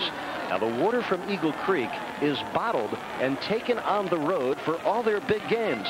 They brought some of that Eagle Creek water with them today. They sprinkled it on the turf of the Orange Bowl at practice Friday afternoon. Did not appear to get the job done for us. Someone forgot to tell the University of Miami that it was supposed to work. You're talking about a good football team, though. When you talk about Georgia Southern, they've got a fine young football team for a 1AA, and they have nothing to be ashamed of today because they came in and they played a University of Miami football team as tough as anybody else this year. Penalty markers fly again. Good ball. Full start. Offense. By the way, if you're wondering how they transport that Eagle Creek water, it must be done in a empty milk cart. I just want to know what happens if one of the players is not aware and thinks that's milk. Not a pretty picture you've just Can't had. be a pretty picture. Some of the flavor of Georgia Southern football. Collins gives it off to James Stewart, and Stewart should be over the 100-yard mark now. This has been a banner day for the sophomore fullback, James Stewart. Sophomore James Stewart has ran hard all day, and he deserves to be one of the top players. I wouldn't be surprised to see him as the Big East Player of the Week, as tough as he's ran. But he might be overshadowed by Ryan Collins and what he was able to get accomplished today, coming in and leading Miami to 2 touchdowns. Well, Miami was leading at 16-7. Their offense was ineffective. Frank Costa was having a poor day, and that's when Dennis Erickson tabbed Ryan Collins to go into the game, and he turned this particular game around when he went 6 for his first 6, including a couple of touchdown throws. What does this do to this football team now? Does Dennis Erickson have a decision to make on his starting quarterback for next Saturday? I think Dennis has a decision to make, but it's the kind of decision that you enjoy because you've got 2 quality quarterbacks. You know, Frank Costa is coming off a great game last week in Colorado, had his problems today. Ryan Collins comes in and plays well, but it's a decision where you know that if one guy goes down, you've got a quality backup, so either way, it's a plus for him. On 3rd and 3, Stewart brought down nicely by number 37, Huey Hunt. I think will be close to a first down. I believe Huey Hunt finally got the message that you do not tackle James Stewart high as he got down around his legs and grabbed him by the feet and brought him down instead of trying to muscle up with him. 4th down, less than a yard. Here are the numbers unofficially on James Stewart. 19 carries, 104 yards.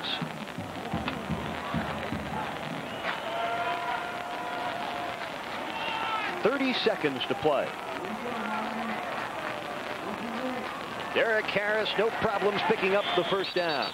Dominic Turner, number 48. Huey Hunt, number 37. On the stop of Harris, that could be our final play.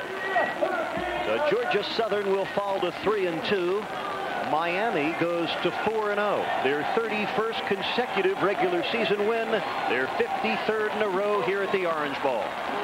James Stewart, 19 carries, 104 yards.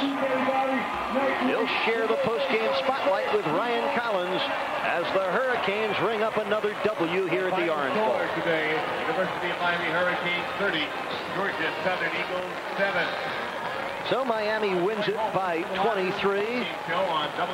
And just as you would have hoped if you were a Hurricane fan, Florida State and Miami, a pair of unbeatens, now just a week away.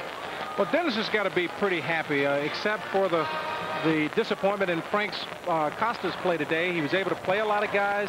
He was able to come out and keep everybody relatively healthy. No one got hurt, and get ready for next week.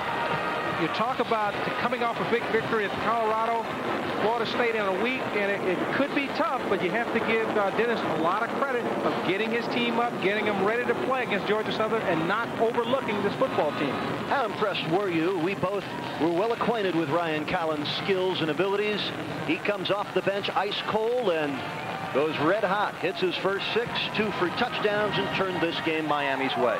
Well, I was highly impressed with the kid because the first 3 ball games, if he got to play at all, it was mop-up. And here was an opportunity where the team needed him. He came in, he got the job done, and was almost flawless in his execution and his ability to make things happen and help his ball club win. So you have to be impressed.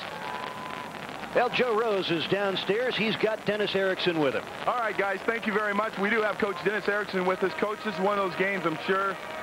The good news is you get a chance to let everybody play. The bad news, maybe not the style of play you wanted to see today. Well, we didn't play very well. We played good on defense and struggled around a little bit offensively. We ran the football pretty well and didn't play like we wanted. It's kind of what I expected, I guess, but we're just going to have to go on. We've got a big one, obviously, next week.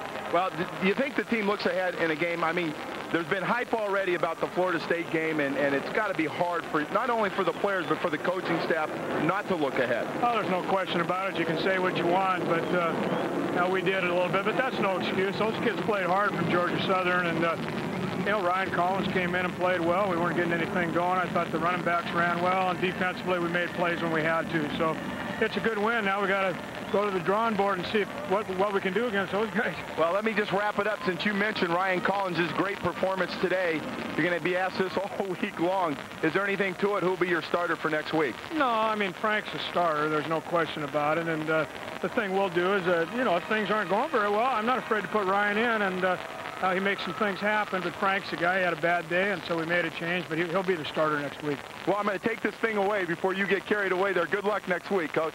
Back up to you guys. All right, thanks very much, Joe Rose. Job well done. And the Hurricanes get the job done as well. A 23-point win. We'll be back to wrap it up right after this.